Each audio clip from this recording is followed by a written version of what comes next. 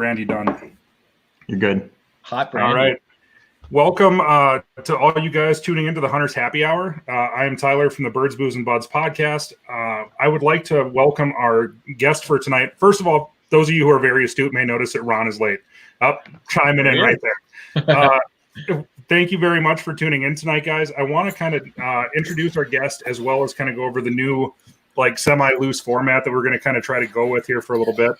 Oh, God. I know. We've kind of come to the conclusion that eventually you guys are going to get tired of just watching me, Nick, and Ron get really drunk and having Doug try to keep us in line a little bit. So what we're going to try to do here a little bit is we're going to kind of interview our guest most weeks for the first hour, and then we're going to kind of go a little bit nuts in the second hour. So the first half of the show is going to be more of an interview format. The second half is going to be the Hunter's Happy Hour proper. So with all that said, I'd like to welcome our guest, Dr. Seth Bynum.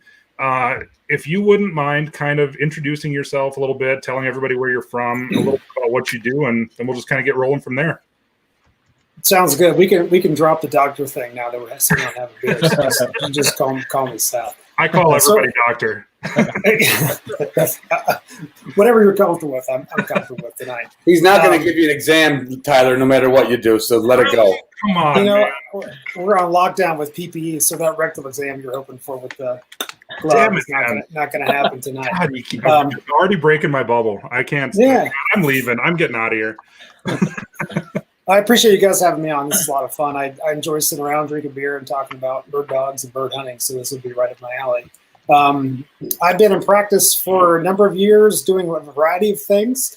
Before I went to vet school, though, I had a pretty extensive career in journalism, so I learned to be a solid writer and photographer and earned my paycheck doing that for a long time. And then decided on a whim as the economy tanked and newspapers started to become obsolete, at least, 12 years ago or so, I decided I needed to find a new career and kind of settled on veterinary medicine. It wasn't really a romantic story. I wasn't one of those kids that always wanted to be a veterinarian like most of my classmates were, it seemed like. You were late onset vet. I was a late onset everything, Ron. So it's just late onset hunter too. We'll probably talk about that as well. But so I've been in general practice for a number of years, doing all kinds of species, mostly dogs and cats. A few chickens here and there, and some large animals as the need arose. Mixed in. No gerbils. I don't do those guys. That's the first time that anybody's ever on this in the history of the show or any one of our podcasts said that they've examined chickens and it didn't freak anybody out. Yeah, it's a weird thing to examine because you always have that conversation. Like, if things go poorly, is it possible that Polly here could be dinner? Because we can do things a little bit differently if we have to treat it with antibiotics. On that chicken. Yeah. So my chicken vet days are behind me though. So I've always been really passionate about canine reproduction and want to do that full time. So I left the general practice just recently and I've started my own sort of freelance independent contractor business that does exclusively canine and feline reproduction. Boy, you sure picked a good time to go rogue, didn't you? Oh yeah, way to go, dude. So it's also considered an elective procedure most of the time. So I have to keep that in mind when I'm scheduling C-sections or things. Right, when I'm going to be interacting with clients, and most breeders are very hands-on, so they're not the kind that are going to be comfortable just dumping their dog off at the door and me taking care of everything. They want to be very hands-on with me. So yeah, it's an interesting time to see how things go. So you're out of work right now? Well, yeah, you could say that. I've been doing a little stuff on the side. Yeah, me too. I'm just preparing for an unfettered turkey season, so I'm looking forward to that. Nice. Having to be a weekend warrior for a while. So yeah, we'll start up, and the practice will be up in Coeur d'Alene, Idaho, just outside of there in Hayden, and I'll start there the 23rd of April and get rolling full time. Before we get too far into this, we got to have Nick Larson welcome some people to the stream that are going to know him more so than the rest of us, hopefully. Yeah, I hope there are people tuning in from the Northwoods Collective YouTube channel. We are streaming live on multiple YouTube channels this week, which is pretty neat that we actually have the capability to do that. So Doug's manning the ship over there on the producer's stage, but hopefully we got some Northwoods Collective folks tuning in. And if you want to be sure to catch all of the if you're a Northwoods Collective subscriber and you want to get all the updates on Hunter's Happy Hour, be sure to check out the link that Doug will throw up in the comments here at some point if he hasn't yet. And subscribe to the Hunters Happy Hour YouTube channel just to make sure you stay updated. We're gonna stream on both channels, I think, for the foreseeable future until we decide one way or another if we want to just do it on one channel or not. We'll see how it goes. But if you're tuning in from the Northwoods Collective channel, let us know in the comments. Let us know you're watching and how you found us. We appreciate that. And also, like Tyler said, we're trying to obviously take advantage of our guest here, Seth, and we want to expose some of his knowledge and give you access to the guest for the first part of the conversation, a little bit of structure. But we, being podcast hosts and pretty high on ourselves, we think we know exactly what our listeners want sometimes. So if you want something different or something other than the structure that we lay out, please don't hesitate to let us know that either. But thanks for tuning in, everybody. Do we want to start hammering away some questions for Seth? Because I got a couple. I got a bunch too. Okay. One at a time, children. One at a time. Me first. Ron's been around since the beginning of veterinary medicine. In fact, it was probably started because of his wire hairs. Should we let the elders go first? Should we let Ron go first? Yeah, let's do that. Oh, no. Beauty before age, Nick, please. Oh, okay. All right. So the two questions that I have jotted down are, I think, probably common ones that vets get, and they come up in hunting circles a lot. And it's about feeding dogs. And I'm curious about it'd be a two-part question. First part would be, do you recommend changing what kind of food, specifically like with a puppy or something? Do you recommend what kind of changing of food as the year goes on, or do you feed the same thing all year long? I personally feed the same thing all year long, but I'm just curious. And then the second part of that would be, how do you approach feeding dogs as far as time of day on an individual day goes? And does that change based on level of work? Say I'm going to go hunt, or say it's just a normal day around the home? Yeah, sure. So for the first part of your question, you mentioned puppy, but then you mentioned different times of the year. Are you talking about as the puppy gets older, or an adult dog through like off season, on season? Well, I guess I'm curious about both aspects. Like, do you start on a puppy food and then transition to adult, and then when you get to that adult, do you feed the same food year round? Are you managing just the quantity of food, or are you changing blends? Nick's got a puppy coming, just to let you know. That's why he's asking. Maybe. Yeah. Since you never listened to my podcast. We've covered that already. I have a way of doing things that I already do, and I just want to get the expert's opinion. Sure. I think in terms of being an expert, you'll find probably varying opinions on this among veterinarians as well. My personal take, I think for convenience sake, I feed the same food in both scenarios. So for puppy to adult, I choose an all life stages performance food, as premium as I can afford, and do that through puppy stage right in through adulthood.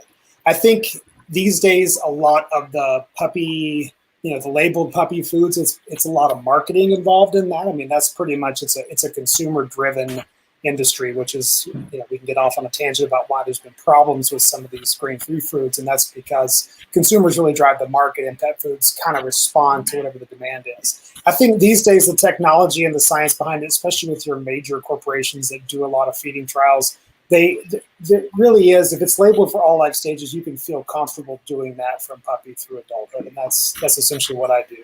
And I don't do it just for sporting breeds. I like to do a really high quality food, calorie-rich food for all dogs that I feed. It's certainly simpler that way. Yeah, and I think there's a couple arguments for keeping them on that food year-round as well. I'm sort of, as I've gotten a dog that's gotten older, I'm wondering if I should transition that, because I see it's super easy to put weight on food with those performance. Put weight on the dog with those performance foods. The research will tell you that you should maintain them on the same food year round, even a performance diet, because you're essentially priming the muscles throughout the entire year for all that work you're going to do from September through, in my case, the beginning of February for bird hunting. Does that answer most of it? Yeah. Yes. The other one that I would be curious about is time of day. Yeah, feeding before a hunt or after a hunt kind of thing. Yeah, so the research in that, which a lot of that was done in sled dogs years ago, looked at the way that they metabolize their ingester, what they take in. So you really should limit the amount of food prior to the hunt. Like I've told people before in articles I've written, like there would be mutiny if I did that at home. My dogs would totally pitch a fit if I didn't give them some breakfast the day of the hunt. But you really should try to bombard their system with all the calories later after you're done. And pretty much when the dogs are still kind of warm, like the engine is still warm from the hunt, that's the prime time because they're going to absorb all those nutrients while they've been put away for the night. That's what they recommend. Now, if you've one of this, that kind of teeters on the edge of, you got to kind of be careful because there's some breeds that are prone to bloat or gastric torsion. And if you're uncomfortable doing that, I think you should certainly try to space those meals out farther. But I think, especially when I'm traveling and hunting multiple days in a row, it's a huge meal, pretty much an all-you-can-eat sort of thing as soon as we're done and they get put away. And I think that will mitigate your weight loss over multiple days on the hunt. During like today, even though my dogs went out and got 4 or 5 hours of exercise, it wasn't anything super intense. I definitely fed them both equal amount twice a day. A puppy, you probably should space that apart, like more like every 3 hours during the first, 4 or 5 weeks that you get them, around 8 weeks or so, as often as your schedule will allow. They'll do better that way. Okay. And I really recommend cutting back on the food towards the evening because then it limits the opportunity for them to poop in their crate or wherever they're being housed to. So, just like we're supposed to slow down on the beers as it gets later in the night. But, yeah. Are you trying to say that you poop in your crate, Nick? Is that what you're looking at here? I said beers, liquid. He just pees in his crate. There's nothing wrong with that. Don't be embarrassed. Everybody poops the crate once in a while when you're my age. In my game. So I got a couple for you too, Seth, but I'll just fire off one here for starters. And we talked a little bit about this yesterday or 2 days ago when we were kind of doing our little pre-recording when we did the intro. But so a question that I got is neutering versus non-neutering in male dogs and what to kind of expect as far as male dogs have that are very undesirable, like peeing on everything, coolers, bow cases, all that kind of shit, right? And then some dogs also have an aggressive tendency, not saying a breed specifically, but Ron may have owned some of them. But is there any difference in the hunt drive? What can people really expect from neutering dogs, males specifically? You said one question, but you really tucked in like four within that same thing. So I'll kind of start at the beginning. So I never say that being intact causes aggression. I think being intact increases the likelihood of there being fights over certain resources, and that most common one being intact females or females in season. So I think neutering a dog is probably going to reduce the amount of conflict you have with that, especially if you have more than one intact male. I am a bit of a maverick in my field in that I don't really endorse castrating, especially bird dogs, males. I don't see a real compelling reason to do it. My father felt the same way. Yeah, I don't. It's not anything about empathy and all that sort of stuff. And you're talking to a guy that's put testicles in jars of formalin for owners that want them after they got neutered. So I understand male empathy, but this is just about the fact that there's all the things that I see that typically go wrong when you've had lifelong exposure to testosterone can essentially be managed by castrating when necessary. I don't take a male and say that sucker is aggressive. I'm gonna neuter him and it's gonna chill him out. I mean, in practice, it's rarely the intact dog that I worry about being aggressive. In fact, I think there's been studies in Vizslas that showed a variety of undesirable behaviors in animals or males that were castrated early. I could speak to that. They already feel bad enough being Vizslas. Then you go and cut their sack off. They get a real attitude. Right, they're already a little tender as it is. So you go in there and you mess with them, they're going to be even more light-footed. But I do like the look of a Vizsla, but they're known to be a little more on the sensitive spectrum, as I'm sure you know, Ron. So that research was kind of compelling. So I'm the guy that's like, why would you need to neuter him? If it's about him being aggressive, I don't think neutering is going to change anything. I don't think he should be in your breeding program, but it's more about breeding more so than it is about their balls. Right. And then it just kind of falls back on you as an owner that you need to just manage the dog so that he doesn't sire a litter. I mean, I think that's sometimes easier said than done, depending on your husbandry and things like that. Hey, my hand's up right now because I will tell you how hard it is to keep a German Shorthair away from an English setter. It's real because I have 5 puppies on the ground right now because of that exact problem. But now if people are going to neuter their dog, there is a time that they absolutely should not do it before, right? I mean, that's not something that should be done even in the first year and a half, right? Yeah, I mean, I think that, so the variety of people that I deal with are people that hunt occasionally, and then they, have a pet for most of the year. So I think in that situation, you want to do it as potentially, I guess they want it done as early as possible. Again, you're talking to a guy that doesn't, in his heart, doesn't feel like doing this procedure is necessary in the vast majority of instances. So for them, I say 18 months at a bare minimum. If you could wait to 2 years, that would be ideal, especially for an active breed, a bird dog. They need to have that full physical development before you take away the hormone influence that tells the body to kind of slow down its growth. That reaching puberty and having that sort of signaling happen is super critical. If you interrupt that, I think you set yourself up for problems, orthopedic issues, weight gain issues. We already talked about behavioral things. So I wait as long as you can. 2 years would be a good benchmark if your significant other can handle it that long. So on that, Seth, I'm sure that as well as probably everybody here, that a lot of vets recommend doing that at 6 months. There's kind of this blanket recommendation out there. So what do you tell somebody that goes in, they get their first bird dog, they go into the vet, and the vet tells them, yeah, you should neuter or spay this dog at 6 months. If they don't do it and they ask you, what do you tell them? I mean, do you basically just tell them all those reasons that you just told us?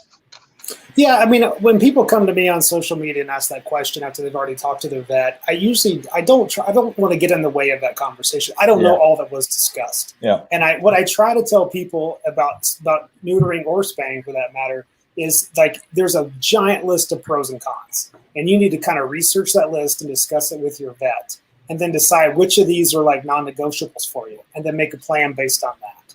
And that's going to vary for everybody. So it's not like there's one exact answer that I can give for the generalities. That's why I'm hesitant to say 18 months or 2 years or never, those kind of things. But it really varies depending on your situation. But I try to talk them out of it when they're dead set on 6 months. It's usually a situation in which the wife is grossed out by the dangling sack, to be honest with you, and then they're worried about the dog barking and getting into fights. And I do feel like we should not be altering dogs for the sole purpose of our convenience. I mean, I think especially in our society, Americans are a little different in the way we view our dogs than they do, say, in certain Scandinavian countries where you have to have a vet's permission to neuter your dog. There has to be some sort of medical reason to do it, not a good reason not to. And I've seen lots of dogs males that are fixed that still mark like crazy. Stop it. Certainly not always, and I've seen females mark. So I mean, it's not a neutering versus non-neutering problem. Mm-hmm. Yeah, I agree. Yeah, I think one of the things you'll notice that will go away is that the males will quit checking females, just like going around and just getting a good tight whiff of their vulva, like they like to do. Like, oh, is she in? Is she on? Just check her out. They kind of quit doing that. But the marking stuff, I think, is as much behavioral as it is sort of sexual driven. Now that we're kind of already on the spay and neuter, so Tex Bird Dog asks that. So, what is your opinion on OSS for females instead of a full spay? It's like the procedure du jour. It's very trendy right now. It's like the kombucha, is what I told the class, the vet students that I teach the reproduction course to. It's like the kombucha of veterinary medicine right now. So it's the idea behind it is you leave the ovary uterus out, so the hormones are left intact, but then they can't actually achieve a pregnancy without the uterus there, obviously. Mm-hmm. What they can do is still come into season. They'll still bleed, and they will still attract males, and they potentially will stand to be mounted. In place, that could be a traumatic injury at play there too. So people need to be aware of all of those risk factors. I think that it's popular because, for one, you maintain the hormones for full physical maturity. You reduce your risk of certain types of cancers. And thinking like down the road, like major type of cancers like lymphoma, potentially hemangiosarcoma, things like that that are lethal. You may also slightly increase the risk of like mammary tumors, breast cancer. I'm not a huge fan of it. I would have to have a really long talk with the breeder, and I'd have to have pretty good reason for it. It's super popular, like in giant breeders that don't want the fertility there, but they also want to maintain the hormonal influence to protect them from certain cancers or joint issues and things like that.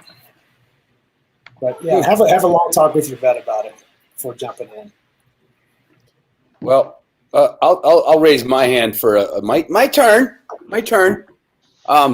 This is off the breeding. I will tell you, when you said because somebody doesn't like looking at the dangling scrotum sack. This is a true story. I was judging a Weimaraner about, I'm going to say 8-9 years ago, and it was an NA dog. It was just phenomenal. Everybody loved it. All the judges were like, wow, and we go in there, and of course, when we get them out of the water, we have to check their teeth, their eyes, their coat, and their running gear. And I reach back there, and I'm like, oh, we never descended. And he says, no, we had him fixed. And I'm just like, you gotta be kidding me. This is like the best Weimaraner I've ever seen in my life. And the other judges concurred this. It wasn't just me. And we said, why did you do that? We're like, did the vet talk you into it because of, needless animals in shelters? He goes, no, my wife could not stand to look at those things hanging between his legs when he laid on the floor. So you're the only second person I ever heard say that somebody got him cut because they didn't like looking at him. Oh, I hear it all the time, Ron. For Yeah. Sure. It comes between people's marriage. The dog testicles. For sure. I thought that was a one-off. Honest to God, I thought that was a one thing. It's the real deal. Okay, here's my question for Seth. My old vet, Doc Zamaron, who was kind of like the old vet on the old doc on Gunsmoke, right?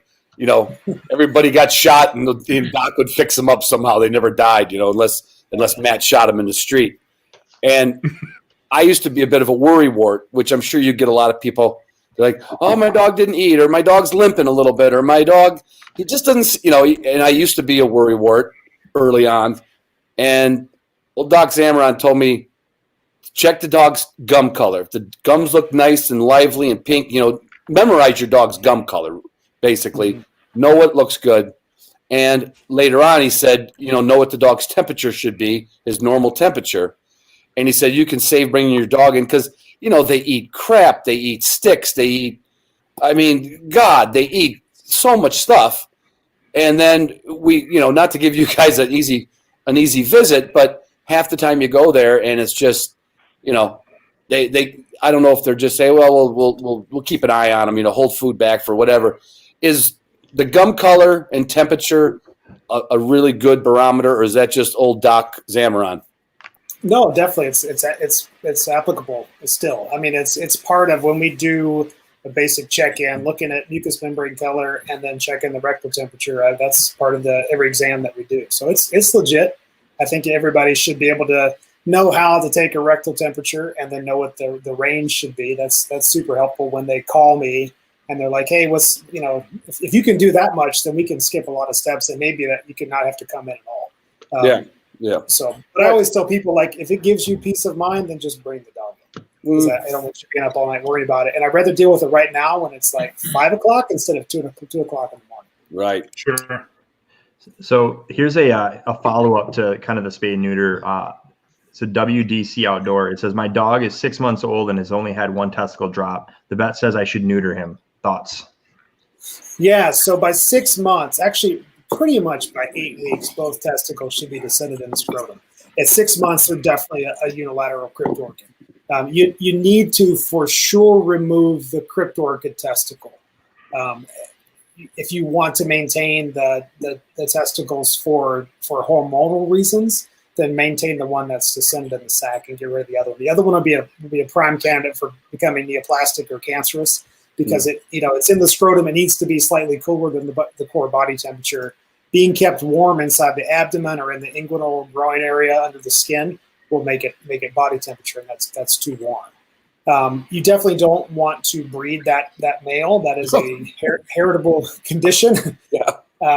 So don't leave them intact and then breed them. But if you want to maintain the testicles for the testosterone, then leave the one in the scrotum. Go get the other one. So kind of similar to that. So if neither of them would have ever dropped, is that something that you would probably say we probably need to go in and surgically remove both of them? Yep, you definitely do. Yeah, it's not like a 911, but you need to do it probably before they're 2 or 3 years old, because there's going to be complications with those testicles. Sometimes it's a very easy surgery. Like they made it 9/10 of the way there. They just didn't get all the way in. Sometimes they're still way up in the abdomen next to the kidney, like they never descended early in the embryonic development. So, yeah, you got to get them out of there. Doug, you should go and read Hillbilly Hans for Life's comment. Just you don't need to read it out loud, but any of you guys that are paying attention, that's a good one. I gotta say, cheers to Mike P from the cabin up on the Rainy River. Hopefully, the walleyes are biting. No kidding. They are here. What are you smoking there, Ron? This is a Rango Sportsman 100, a little vanilla flavor to it. Oh, It's good. I had one a couple of weeks ago. That's a different one, but same kind of thing. Basically, a cheap $1 cigar. And I got 2 more over here. If you want one, I'd try to Just pass it over. Just stick it up to the screen really good, and I'll suck on the camera. Well, I put it over through here. Oh, we're gonna get this one. Back over here. Yeah. There we go. Oh shit! So Ron smokes stogies. It's a thing. I do. I love that. The first one that we did of a first happy hour, I think Ron hit a record of 5 throughout the whole 2 hours. Yeah, I didn't think it was possible, but he powered through it. You got to remember, at that point, I'd only quit smoking cigarettes for like 1 week. At that point, there was a lot of hand-to-mouth stuff going there. I'm cutting it right back down. I'm down to. I think that was my 3rd cigar today. there's a good question from Tim Burke. You see that one, Doug? Pull that one up. How come we can't see him? I can. You can if you go over to the live comments Click on the the right live side. comments, yeah. Oh, where's that? Oh, over there. So Tim says, I have a 2-year-old female GSP. She's not coming into heat. Our vet says we should spay her. She is otherwise healthy. Any thoughts? Yeah, I mean, I feel like I wasn't privy to the whole conversation there with the vet. 2 years old and not having come into season is completely normal. I would say up to 3 years is considered. 3 is kind of the max for being in the normal range. Beyond that, there's some sort of pathology at play, and you may want to consider having them spayed. I don't know if in this situation the vet wants to spay because she hasn't come into heat, or what the plan is, or if they're planning on breeding her when she comes into puberty, or what. But that's totally within the normal range. So don't be in a big rush to go spay her right now just because she hasn't cycled yet. Yeah, enjoy yourself. It's wonderful. It's a pain Yeah, in the consider ass yourself when they start coming in. a year and a half of stinky mess. So Right.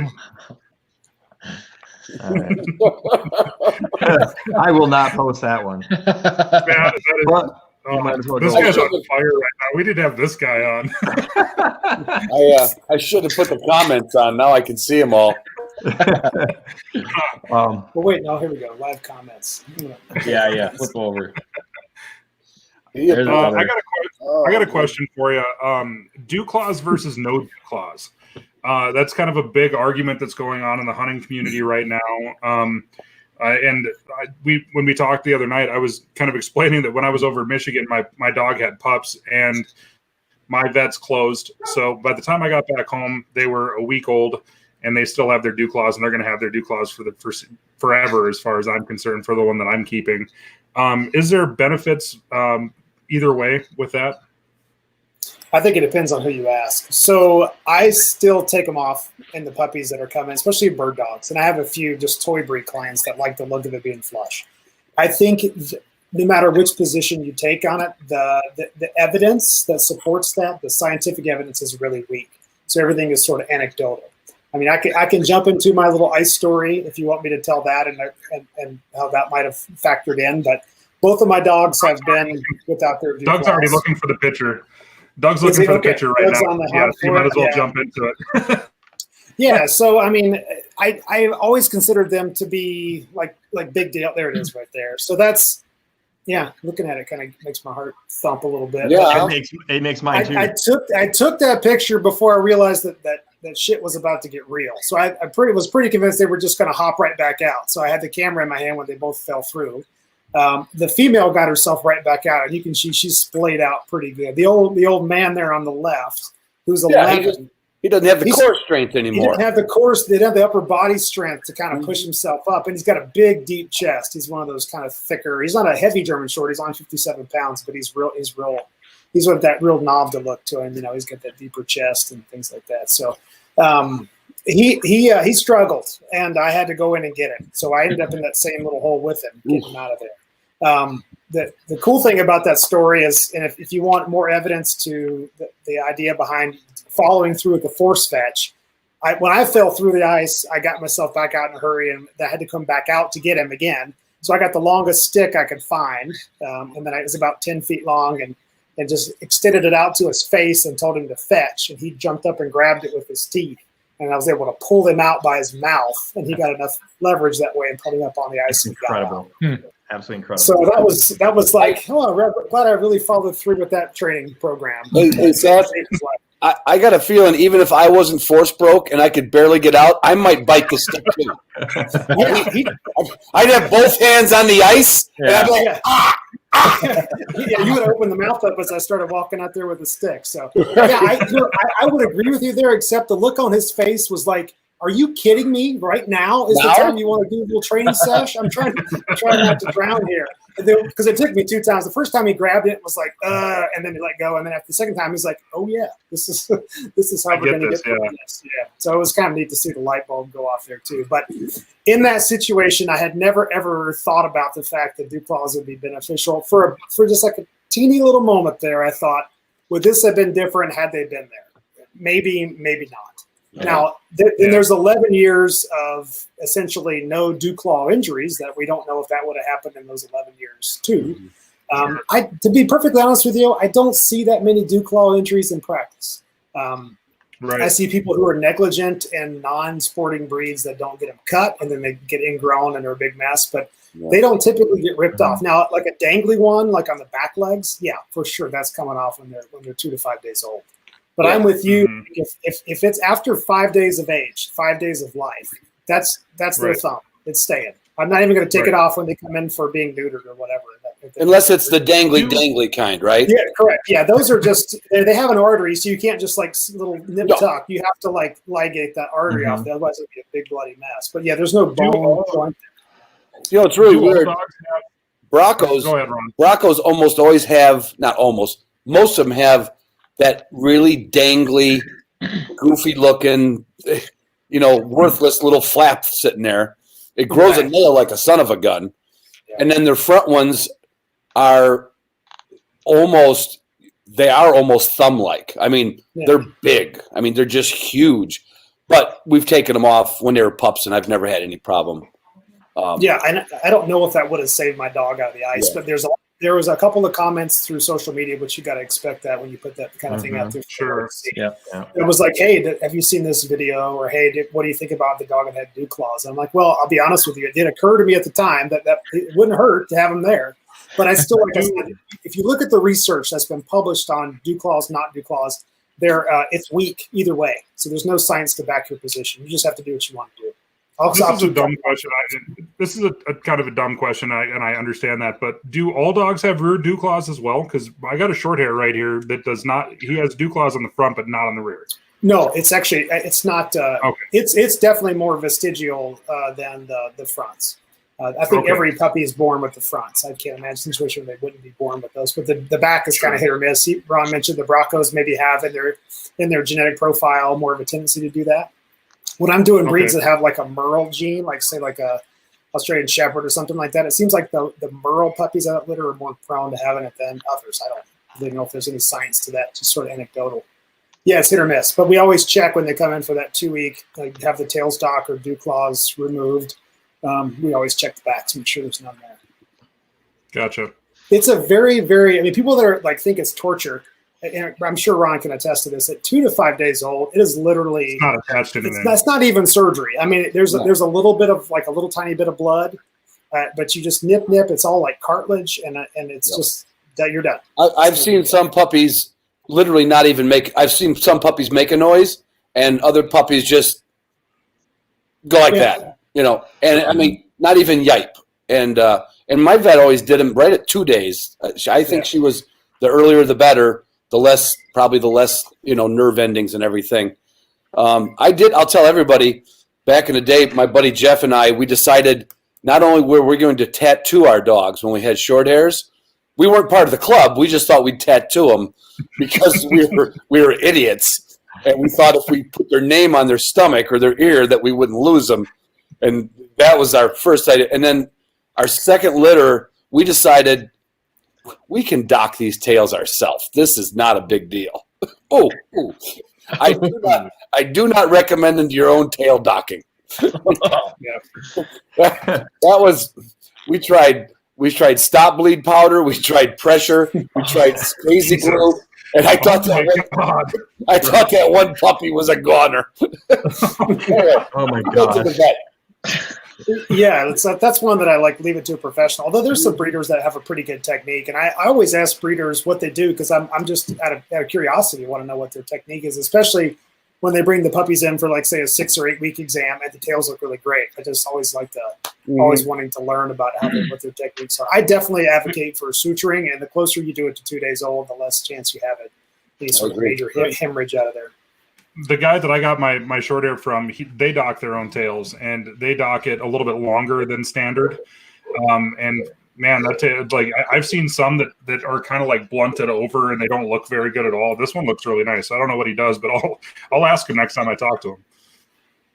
Yeah, I always try to sort of cut a wedge so that when you – I'm thinking my hands that way. Cut a wedge so that when you suture, you can close like that over. And then a lot of the breeders that do just a direct chop, they will pull the skin closer to the dog's butt and then make some slacks so that when it gets chopped, it'll slip back over. And that way you kind of avoid getting a nub that way. But the suture is definitely the key to making it look really classy. And I like a classy tail.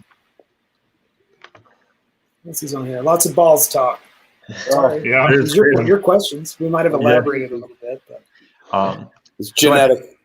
Tyler Zimmer. My puppy is a year old and pees when he sees anyone for the first time that day. Any way of stopping that or helping that? So is that a medical issue or is that just a? The stuff that's between the ears, I'll default to you guys. How about that? I feel like that in that situation, of course, you could rule out a urinary tract infection, but that sounds behavioral to me. Yeah, and that's genetic for sure. Yeah. Sounds like. Yeah, well, and even that, like, it's probably going to grow out of it, probably. But I've seen some dogs will still do that at a couple years old. I believe it's called submissive urination. Yes, I've seen it. It's an unflattering trait that they, it's genetic.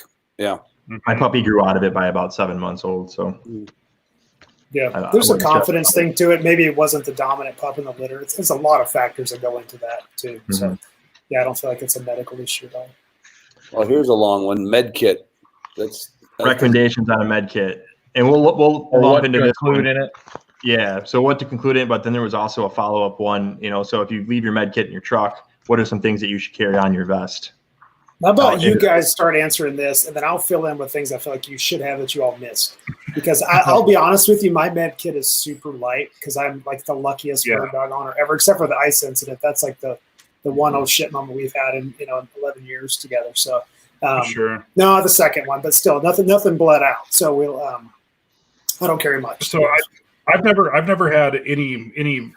I showed you guys a picture of the tongue wound, which was probably the scariest moment I've had in the field, except for I did see somebody else's dog cut the vein on the front of the arm crossing barbed wire and almost bleed out.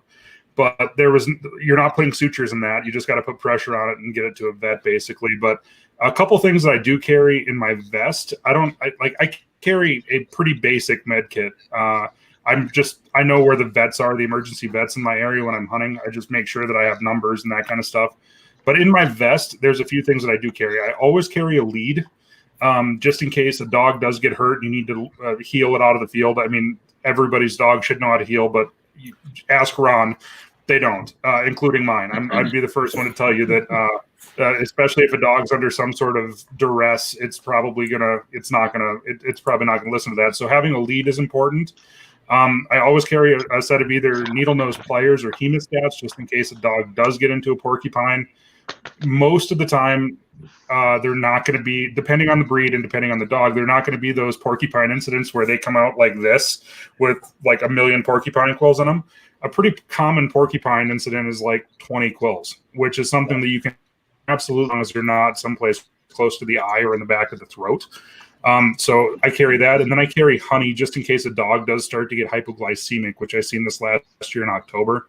A dog will kind of shut down, start kind of, it's not overheating, it's different. They'll kind of start shaking, they'll be unsteady on their feet, they'll kind of fall over, and every dog will eat some honey, and it'll help raise their blood sugar really fast, and it'll give you time to get them out of the field. So those are a couple things I carry. I would say a multi-tool and one roll of vet wrap is about all that's usually in my vest. And for many years, it was always in the truck. But if you're hunting little grouse covers, back in the day, I always figured I could carry a dog quicker than take care of them. So, but now that I can't walk that fast or that far or carry that big of a dog, just vet wrap and a multi-tool is really all I carry. Vet wrap is very light too. I mean, I do have some of that, and I end up running boots on dogs several times throughout the year, and I use vet wrap underneath that anyway. So I forgot all about that, but that is in my bag too. And Ron, this would be a good opportunity for you to plug your Jaeger leads because I bought one, and that's perfect. Hey, see, yeah, that's a perfect thing to carry as far as a lead goes. Something like that. It doesn't have to be big. It's just a nice, short, 3-foot long lead is all you need. Just a slip lead that goes in a loop. Mm-hmm. I took some cheap ones from the clinic. They're like a quarter a piece. They're just made out of like plastic rope, kind of like I know. They can perfect. My field kit looks pretty similar as to you guys. I've got vet wrap in there. I think I might have some bandaging. I think at one time I had a tube of EMT gel, but I don't know that that's still in there, and I should probably replace that. And then I do have a slip lead, as you guys have pointed out, and that can be I mean, you never know what you could use I have one of the Mendota, just nice braided rope. I mean, you never know what you could use that for. And actually, it came in handy last year. I was hunting with my buddy Garrett. He had his puppy on the ground. We did a loop and a cover and came back out on the road, and we were walking on this road. We only had a few blocks to go, but and it's not really busy, but 2 cars came by, and it's like, well, shoot, you might as well put the puppy on the lead. So it's like, you never know what you could use that for. And then the other thing that I have, it's kind of like, that emergency thing is I carry an aluminum trap setter for getting your dog out of, say, a conibear trap or a body gripper trap or something like that. They make a really lightweight aluminum trap setter that fits in most bird vests, and I've never had to use mine in the field, but I know people that have had to get their dogs out of traps, so that's one thing that I don't go without. And on that note though, I actually got away from a multi-tool and I started carrying I got a multi-tool, but it's got a really good pair of wire cutters on it because of snares. Snares scare me a lot more than any kind of other trap does. Because it's like those, first of all, if your dogs, like our dogs that are independent and can be out there hundreds of yards, you may not find it until it's too late. So you got to be able to cut that. Yeah, for sure. Hillbilly Hans is on fire, by the way. Everybody just needs to be paying attention to his comments. You guys don't even need to listen to us at all. He's having a good night. He is. Seth, I do have a question for you. What's Doug got in his kit? We didn't get Doug. I feel under the wing here, but I keep a little 2-ounce bottle of something just to flush out the wounds. I have an older female that seems to get cut up on every trip. So that between that, a little tiny roll of vet wrap and it's a little 12-inch lead. And then other than that, there's nothing. I hunt mostly grouse, so most of my covers are short and sweet. So, you're talking maybe 30, 40 acres at a time. So it's pretty easy to pick the dog up and get over to the truck and get close to, get to a vet. So I guess if I was doing tons of miles like you guys I'd probably have a broader range of stuff. Seth, I got a question for you. Like staplers come up a bunch of times in the comments. Mhm. Do you recommend the people that don't know what they're doing carry staplers? Because I have such mixed feelings on it. I mean, I have a feeling that some people are going to be they're going to jump to the conclusion that their dog needs staples when it most likely does not. It's going to seal in something if they don't properly flush that out. Is that something that you would actually recommend people carry unless they really know what they're doing? No, actually, I don't often recommend it. I think the vast majority of people don't know what they're doing with it. I think it makes sense that if you got a dirty wound and you close that sucker up with staples, it may look awesome for the next 15 minutes, but you're going to have a mess on your hands the next day. And I think that's the part. It's like a powerful thing. You feel like a surgeon for a little bit, and you're like, look what I did. And then you got to clean it up, and you have to clean it. If it's a dirty wound, I'm gonna end up taking that stuff out of there anyway. So I feel like if you've got a major flap and you've irrigated it and you've got it kind of cleaned off with peroxide or betadine or something like that, if you want to throw a few staples in there just to keep it like where it doesn't get flopping around and hurts, go ahead. I mean, it's not that big of a deal, but don't think you're going to fix a major problem over a dirty wound with one. So I carry one, but I've never used it in the field actually, but I think it could be worthwhile to have in certain situations, but don't rely on it exclusively, especially if it's a real contaminated wound. It's going to be a mess. Right. I've seen a dog that has a stick inside of its flank and ripped it open, and literally its intestines were falling out, and we didn't even staple that. We literally tied it up in a coat, got back to the truck, and then drove it to the vet because like all that's going to happen in most of those situations is the vet's going to have to open that back up anyways to do whatever they're going to do. I mean, it's kind of, I know a lot of people carry them and I know a lot of people swear by them, but it's something that I've always thought is probably going to do more harm than good. I agree with you. Yeah. Did that dog live with the intestines hanging out? Yeah, it's fine. In fact, like we literally, my buddy literally, like it didn't puncture anything inside. It literally just ripped the skin open and then a lot of muscle. Obviously, I mean, like it took the dog a while to recover, but he literally just took off his jacket, put the body of the shirt around the dog and tied the arms around its back so that way it kind of held everything in place. And the dog literally just sat there and waited for us to go get the pickup and drive out in the field to pick him up. It was, by the time we got him to the vet, we were pretty concerned that it was more serious than it was. And the vet's like, well, didn't hit anything inside. It's just like, it has its guts hanging out, but anybody who's ever hunted coyotes can tell you that they can run for a long goddamn ways with a bullet hole in them, and dogs are really damn tough. So, within a month and a half from then, they put in some drain tubes and some stitches and everything else, and a month and a half later, it was hunting again. Great. Yeah, that's right. Not a case for using the staple. So I guess before we hit this one, is there anything that we missed? No. For the field as far as I like Doug's irrigation system. I've used that often and I'll just use contact solution or plain saline to irrigate eyes. That's been a big one where I've gotten a piece of cheatgrass or something in my dog's eye chucker hunting, and it's hard to get out. You can't really reach it, and then you just kind of flush it out with that. It's been pretty helpful. I will carry Benadryl in the field, just a couple of tabs, just if you get a snake bite or something kind of crazy anaphylactic reaction, that will help in that situation. Hey, let Chad know this one's gonna cost him you're gonna have to charge him for this question. Yeah, I'd like to know breed, Chad. I'm going to guess a bird dog. 6-year-old GSP was the next comment. Oh yeah. Okay, yeah. 6-month-old. Or no, 6-year. I'm sorry. 6. For the last 6 months. months. I should stop listening and read for a second. Okay. Yep, 6-year-old. Well, it does say 6 month in his comment there, but he corrected that. Yep. I mean, you definitely need to consult with your vet, but phenobarbital it's pretty awesome in terms of dealing with seizures. It has major side effects that she's already experiencing. The other one is it pretty much cooks your liver. So this would not be a good drug for Ron to start on if he developed epilepsy. So there's a couple that I like. zonisamide. I also really like levetiracetam that goes by the trade name Keppra. Those you could massively overdose your dog with those, and they have very little side effects. They have a little bit of a honeymoon period, so they work great for like the first 6 months or the first year, and they tend to taper off. But it at least would allow you to cut the dose of phenobarb that you have to get the seizures under control. You also might consider dialing it back to see what little dose you could get through, like to give that would keep the seizures minimized, the frequency. So there's also some. I'll have to put a plug in here for Purina. They make a really nice. I think Hills does as well.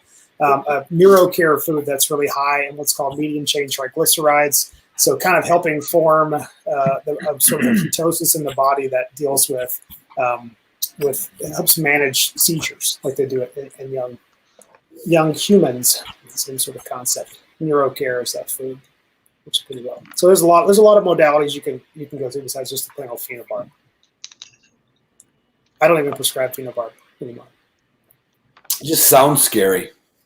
I had a lab that we had her on it for about 2 years before the seizures just got so out of control. We ended up having to put it on. She'd have probably 10 or 12 a day for, just weeks at a time. And I was selfish as a child and kept her going way longer than she ought to have been.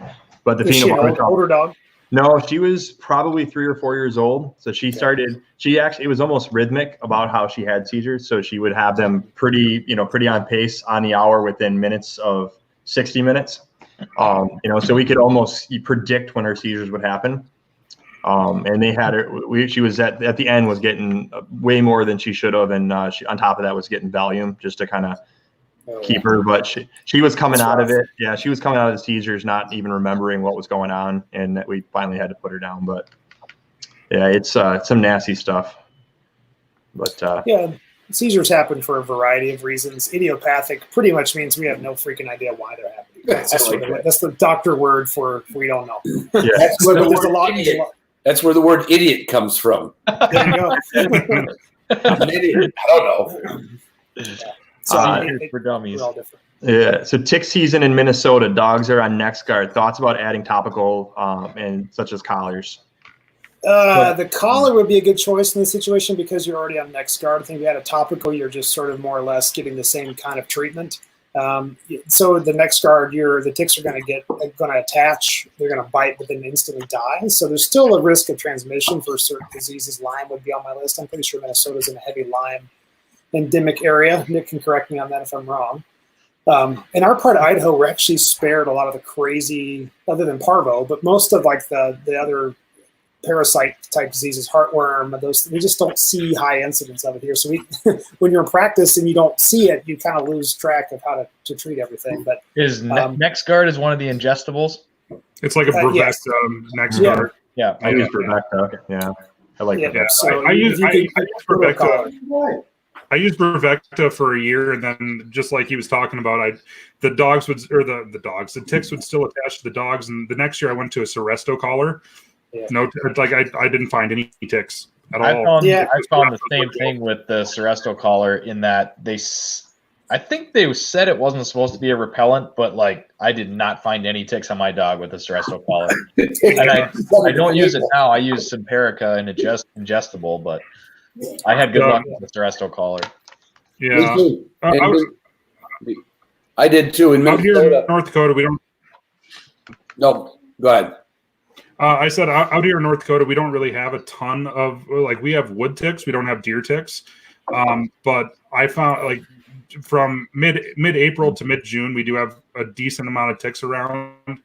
And the first year when I used the Brevecta, the chewable whatever, over the course of those 3 months, I probably found 18 or 20 ticks attached that were dead. Obviously, they weren't bloated or anything like that.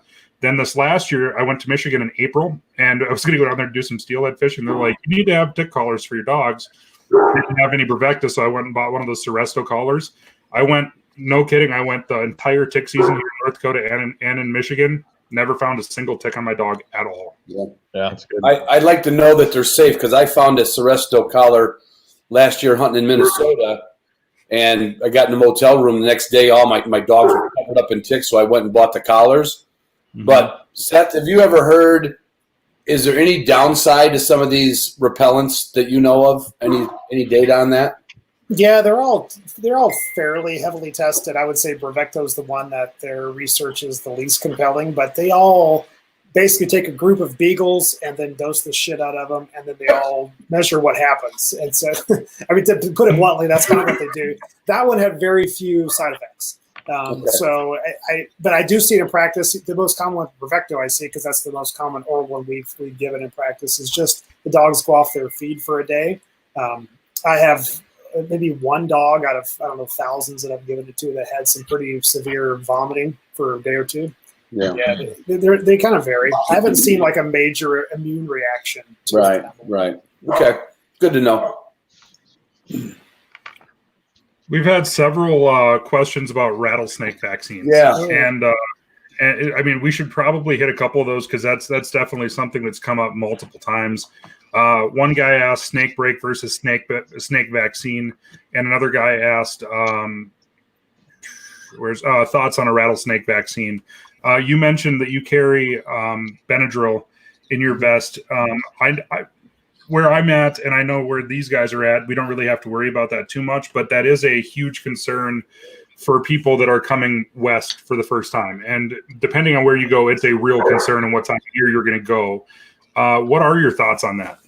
Well, let me preface that by saying, and I've seen a lot of comments over here about heat exhaustion. So this is my chance to plug a couple of articles that I've written that go into probably greater detail than you'll read here. So on themeateater.com, there's an article about mitigating heat exhaustion. Just search ask the vet and ask a vet, and then you can, and there's a whole list of articles on that. That's one of them. And then my thoughts and some of my colleagues' thoughts on the rattlesnake vaccine is also a complete article in itself there too. So there's probably more detail there that we can go into. Yeah. So for the rattlesnake vaccine, that we're sort of split as a profession on what we think, how the efficacy of it, how well it works. So I think that where we live is definitely a heavy rattlesnake area. So like at least where I practiced down in Lewiston, Idaho, it's along the Snake and Clearwater rivers. Lots of rattlesnakes in that area. I always felt like it certainly wouldn't hurt. And if you were going to be a dog that had a severe reaction, it might make it more mild. If you were going to have a mild reaction, it might make it very hardly noticeable, those kind of things. So I saw very few reactions to the vaccine itself, like exuberant immune response or something like that might cause be a life-threatening condition. Now, I had colleagues, one in South Dakota and one in Arizona, kind of weigh in on it too. And one was in favor of it, the one in South Dakota. The one in Arizona says we don't do it at all because the reaction to the vaccine itself seems to be worse than the bite sometimes too. So that hasn't been my experience, but she's in Arizona, so obviously more exposure down there. Potentially different type of rattlesnake and venom as well. Something I've observed after several questions, Seth's had to. Is that your dog, Ron? That's my wife's little corgi. I'm sorry. After several questions that Seth's had to defer to, some vets do. Some veterinary medicine sounds like our Congress. It's divided about 50-50, isn't it? You got. We just tend to get more done in any given day, but yeah, you're about. That's why they call it practice. It's not that they go in. That's right. It's why I call it practice. That's right. Yeah. Yeah. The vote's out on that. We're just all conducting little experiments on your pets. You just are unaware of all that. Yeah. You're still practicing medicine. Right. Practicing it forever for sure. Definitely curious about the question there from Drone Pilot, and I'm kind of going to piggyback on his and ask about, I'm curious how much you can even say around this, Seth, but giving your dog HeartGuard or something like that as opposed to dosing them with ivermectin. Oh yeah, so they're both more or less the same type of drug, just the dose is going to be a little bit different.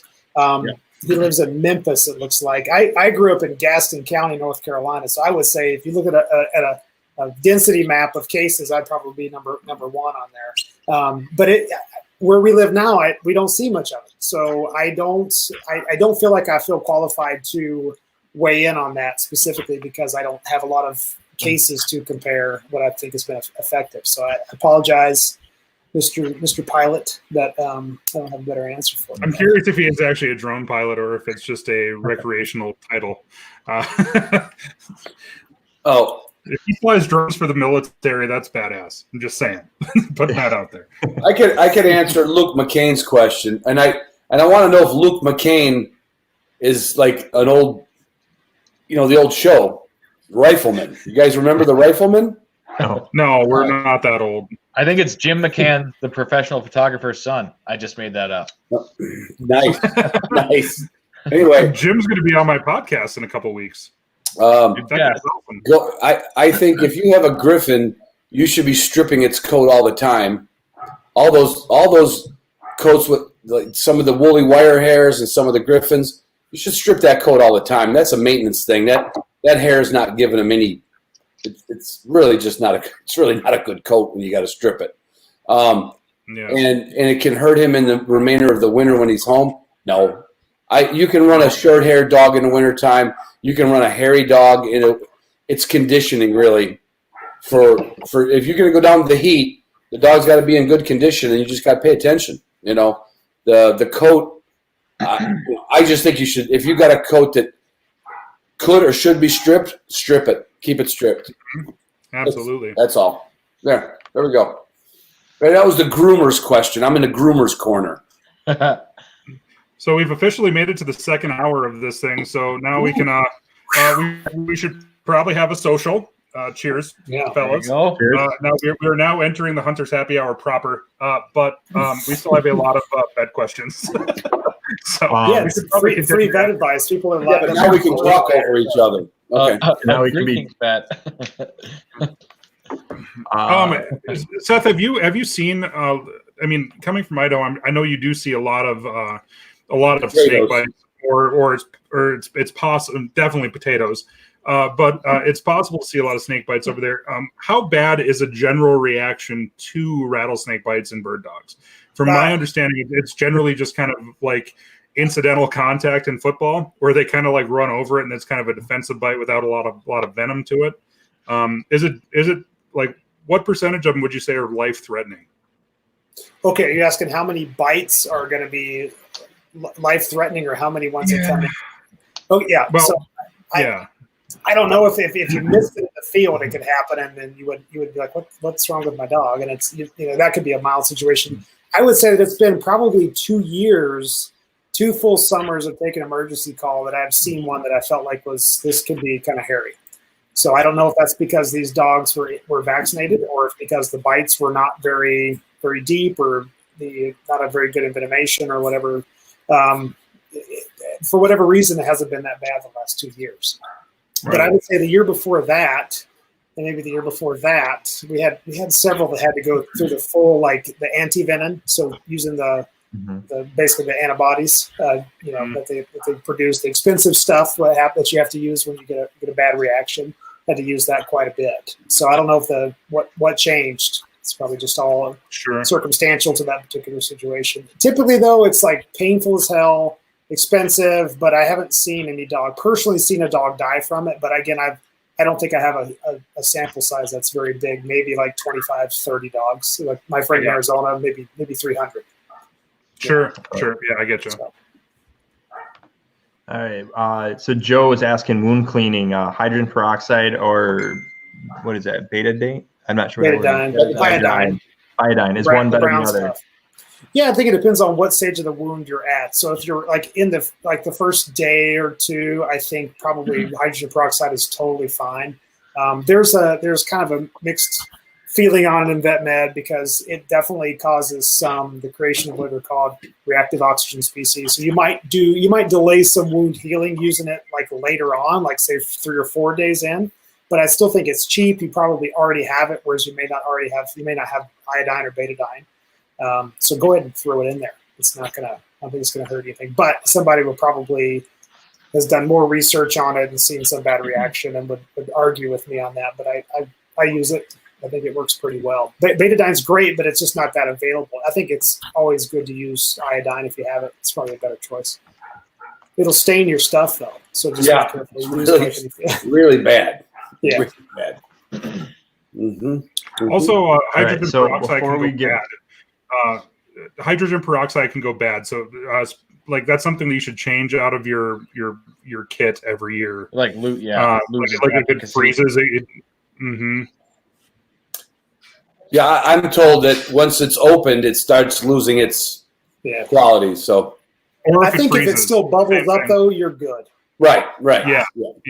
For a wound. Here in North Dakota, I've left it in the truck before and it freezes. It ain't Tyler, good after that. Tyler, if you can mix it with your scotch and it doesn't bubble up, I wouldn't use it on your dog. Scotch and soda ain't bad, man. A scotch and I don't know what a scotch and hydrogen peroxide tastes like, but I'll try it. So that's Ron answered. I like that one from Jay Shearer, 715. What's your biggest pet peeve?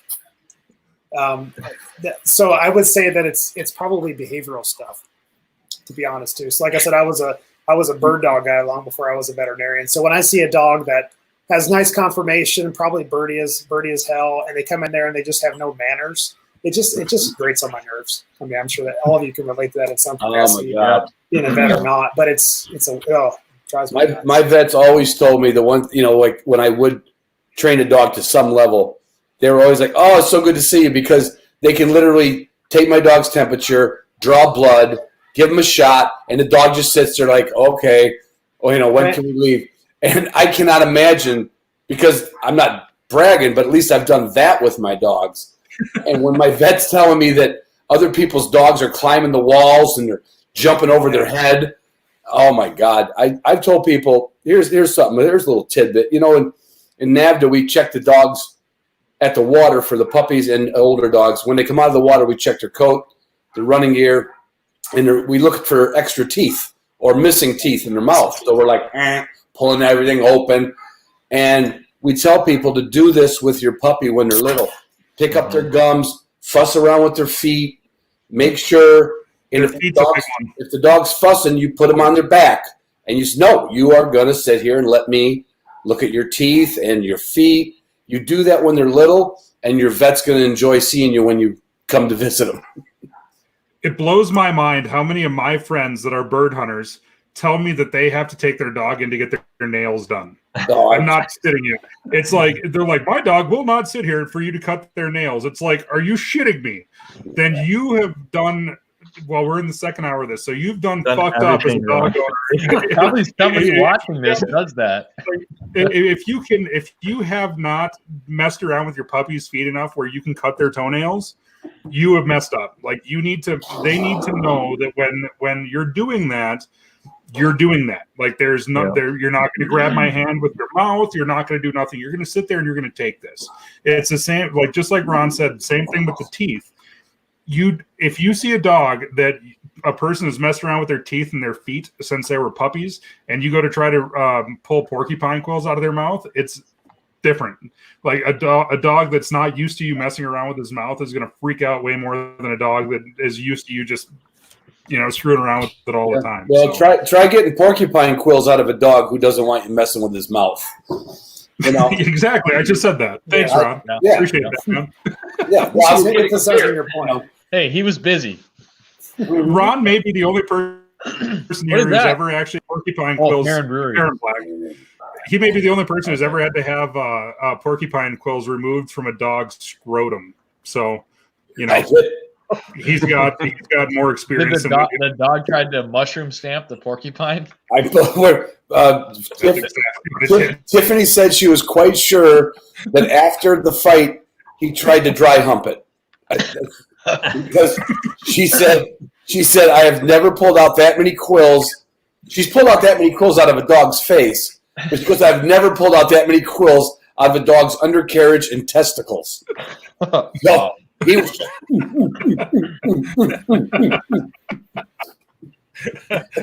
Into that S&M stuff. Yeah, well, super aggressive. They eat the fat. That's a crazy thing. Put that one back up again. How do they know? How do they know it was trying to eat the vet as far as like not just attacking? It was just trying to eat it. Somebody put her down. God dang it! Where was that? There it is. If Ron was a dog, where? A Brock. If Ron was a dog, what breed would he be? What? No, they have an accent, so they have a very strong accent. You might say, 1, 2, 3, 4, 5, 6, 7, 8, 9, 10, 11, 12. Ja, be German Freiherr. Or Draht. And he smokes stogies still. Clearly. For those of you guys who haven't seen him ad-libbing over top of Arnold Schwarzenegger and his whole really I good. smoke stogies, The surveyor. watch that right now. spelled right I up still there. can't figure out if that was real or CGI. That was real. That was real. Doug sent him that. And he did it that day. I rehearsed it about 3 times, and I did it. It was really good. And shout out to Ted the surveyor for sending the original over to me with the idea. Hey, as long as we're at it, I'll be a German wire hair. Let's start with Doug. If you were a dog, Doug, what would you be? I'm kind of a spaz, so I'd probably be an English pointer. Okay, Tyler. Lots of energy nonstop. Man, I got to think about, well, give me because I definitely would not be an English setter like I hunt with or a high German short hair. It Give me a doesn't have second. to be a hunting dog. It could be any kind of dog. Definitely St. Bernard then. Big old barrel of around my neck. I would be trying to St. Bernard. Big cask of whiskey right under his neck here. You can have scotch. Nick, what kind of dog? I don't know. I like grouse, so I think I'd be a setter. Let's talk about I'm kind of neurotic, kind of quirky. You wouldn't pick anything up around the house, Yep. old birds in the field? Nah. How about you, Nice. Seth? Probably a golden retriever, something just like easygoing and predictable. That's a good answer. I was That's- waiting for, and then I was going to say why, because you like to roll in shit, and then nobody said Brittany because why would they? I think we should ask the listeners what do they think that each person would be. That's Yeah. probably more There you authentic. go. Absolutely. Ron is definitely a Brock. No, I'm not a Brock. I mean, I'm getting a I don't little know. jolly, but I'm not that bad yet. Horn dog. Tyler would be a Brockvo that actually hunts. Fair enough as well. I'm not athletic or sure, but my drive is high. I have a very high drive. My confirmation shit.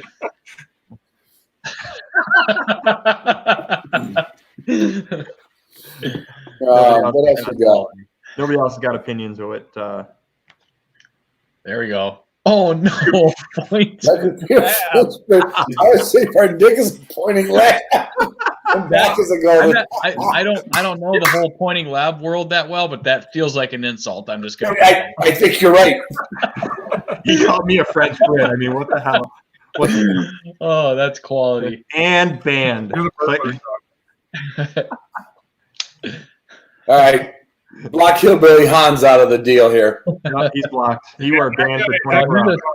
He's That guy responsible for half of our viewer minutes, I think. That's true. Absolutely. I'm gonna be. That guy I'll be right back. You guys just keep chatting. We got it. Hey Seth, So- how'd you get into upland hunting Oh, that's a good or question. hunting? I guess. Yeah, I was definitely an adult onset hunter. So I moved to Montana from North Carolina just to fly fish. And then, how things happen when you meet a woman. So there was me going from the mountains to the prairie, and I was like, oh my God, where have I ended up? And I ended up in Glasgow, Montana. And kidding.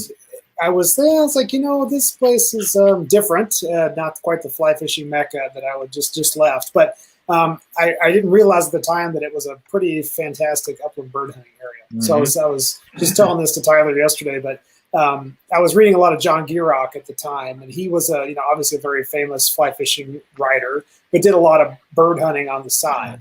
And so that kind of got me interested in it. And then I thought, I'll just give this a whirl. So I went out on the prairie with a shotgun and killed a sharp-tailed grouse. It's my first bird. Nice. And it was on the ground. By the way, you told me all about it yesterday on the podcast. I I'm a ground total sluiced fan, it. by the way. And was like, I did. yeah, I think I shot. We have that in common. What? Tyler, you're still shooting them without being on the wing. What are you talking about? Why not? Yeah. Like What does Dave say? If they act like rabbits, Treat them like rabbits. I mean, does a fence post count? I mean, that's off the ground. Oh, that's cold. A Walmart. What's the difference between a Walmart Labrador? Is Walmart actually a province in England? Sold in the parking Right, lot. the back of the truck with the carport sign. Free puppies. Yeah. So yeah, I was definitely in my early 20s when I started, and it just hit the ground running with it. I don't tell many people this, but I was like experimenting with vegetarianism at the time before I even started doing that. So it was a short experiment. It was a major mistake. I apologize, Ron. I apologize to everybody I've ever met. I'm now the exact opposite of that. So it was just a short foray into it, but really started to love it. And then I think it's a natural progression. First, you get into it, you just want to kill a bird, and then you realize that you can get dogs involved. And then you eventually morph into this person that just wants to get the dogs out, regardless of whether you pull a trigger or not. You just want to see good bird handling, and that's kind of where I'm at today. That was a lot of years ago. But yeah, I started with upland birds, and I do a lot of turkey hunting, so I'm like kind of chomping at the bit to get going here next week. And then big game stuff too. Now that I'm in Idaho, I do a lot more of that. Trying to make time for it with all the other bird hunting stuff. Cool. Yeah, it's a good state to be in for all that. You know, there's you talk about a progression. There's a different progression that I think a lot of people, I think Doug could probably speak to it a little bit. We don't have to go into it. Tyler's different. Nick's different. When I started getting into it, I wanted to hunt, dog. Then I found NAVDA, and I wanted, even though NAVDA's not competitive, I wanted to train, test. Sure. And now it's got nothing to do with the amount of birds I shoot. Now it's like I just want to have a dog, and I don't care if I test. And Doug, I know, is hitting, the trials and he's organizing the trials and all that. And I don't know that this will happen, but, in 10 or 15 years, he might be like, no, I just want to hunt, but Tyler's just always lived in hunting country and really not a lot of testing organizations near him. Nick's kind of in the middle. Like, Nick's got a lot of testing stuff around him, but you haven't, Nick, really got into any of the groups yet, have you? Right. I was a really one-dimensional hunter for a long time, mainly because I didn't have dogs. When I got my first dog 5 or 6 years ago, now like the breadth of my experience has really expanded, obviously, and I'm interested in experiencing more upland hunting than just rough grouse all day long. I mean, that's all I did, and the dogs weren't a part of it. But I'm also really, I want to I'm kind of in this deep, I guess I always have been, about rough grouse and woodcock hunting here. And that's obviously the number one thing I do, because it's what I have access to. And I just want to be as good as I possibly can at killing grouse. And so that's what drives me right now. But to your point, Ron, it's an evolution. Your interests kind of, they peak and valley, and you get taken by different things. Right. You might, in 2 years, you might be like, hey, I'm going to try to get one of these setters through a NAVDA test. Yep. Yeah, it could happen. You'll get you'll still hunt, but you're like, boy, I want to see if my dog, lines up with everybody else's scores, But it's weird. In some cases, and you and Tyler are different, because there's tons of opportunity by Nick. Mm-hmm. And Tyler, there's very little. I mean, very little. Yeah, we got 3 neighbors, but it's happened. There's people in Montana that drive 3 hours to a training night. They get into that little transition. Our closest NAVDA chapter is 5 hours away. Yeah. 5? 5. That's a long way. Yeah, it's a long ways. And we do have. I'm a member of my NAVDA chapter here, and our training field, or our training whatever location, is only about 14 miles from where I live, but it only meets 2 nights a month. It meets every other Tuesday. And I would say that Nick and I are similar right now. Well, first of all, I'm never going to test, and I'm just going to put that out there. I have no desire to test. I go to my training nights because there's certain things that I want to work on with a dog. But I'm never going to actually go through the work of actually running a structured test. I go and I buy some training birds and I work on bird work. I do some water work, whatever I want to do. And it's nice because I have a second pair of hands, which a lot of times where I live, I don't. But the one thing that I will say though about me and Nick, even though that we don't test, is that both of our dogs are pretty well behaved around birds because we kind of pour wild birds to them, and we do expect some level of civility. Now, I'm not saying that it works every time, but I've hunted with Nick's dog enough out here on Sharptail to know that Hartley is a very well-behaved dog, whether he's tested or not. So yeah. No, I was only saying that we're talking about the way, evolution of hunters, and it does happen with some people. And then there's some people like, Blaine and the Carter family out in the Vedders, I mean, they will be hunting and they will be testing their entire life. They will never give it up. And I know there might be something to it because I've been around the Carters and I've been around the Vedders, and they got some of the best damn dogs in the country. So, to get into it and get out of it and get back into it it's normal, but there might be something to it when you work that hard all off season. Oh, 100%. And to say there's also Doug's the well-bred lab. He's retrieving all the birds that the other dogs found. Yeah, but no, I think I think it's an important message. Everybody should know that if you can't do it or you don't do it, get your dog. If you get out and hunt a bunch, your dogs I have seen versatile champions in NAVHDA that I wouldn't put in my truck, and I've seen dogs that fail to test that I would put in my truck tomorrow. So I don't want anybody to think that testing is the end all and be all. I think you're right to the evolution. So I got into. You got into, yeah. I got into the hunt test stuff because it's a little bit, but that's all right. I didn't have a ton of knowledge about how to work a dog in the woods. Most of my young, hunting career was without dogs. So I spent most of my time working with those UKC and AKC clubs to learn how to work with dogs. And the unfortunate part is I have a competitive streak in me. So I got hooked into it a little bit more than I thought I was going to. Hence the reason how I had to take on a second job to pay for everything. Hunt test is an expensive game to play. There you go. Thank you, Ron. But I do see the evolution. As my boys get older, Vince is 5, and he's coming hunting with me. And as he gets older, I can see myself distancing from that hunt test stuff and wanting to start planning bigger and more trips and spending the money on trips out west or trips out duck hunting rather than Jeff. Yeah, Doug is talking now. I need my sign from last week. But I think it is an evolution that we all probably go through at some point. Yep, for sure. Robert asked. He told me to test that new puppy. I can't.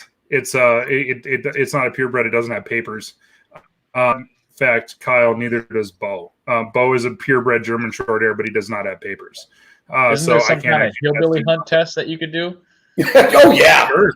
Yeah, they passed that test. I guarantee you, because I have UKC's and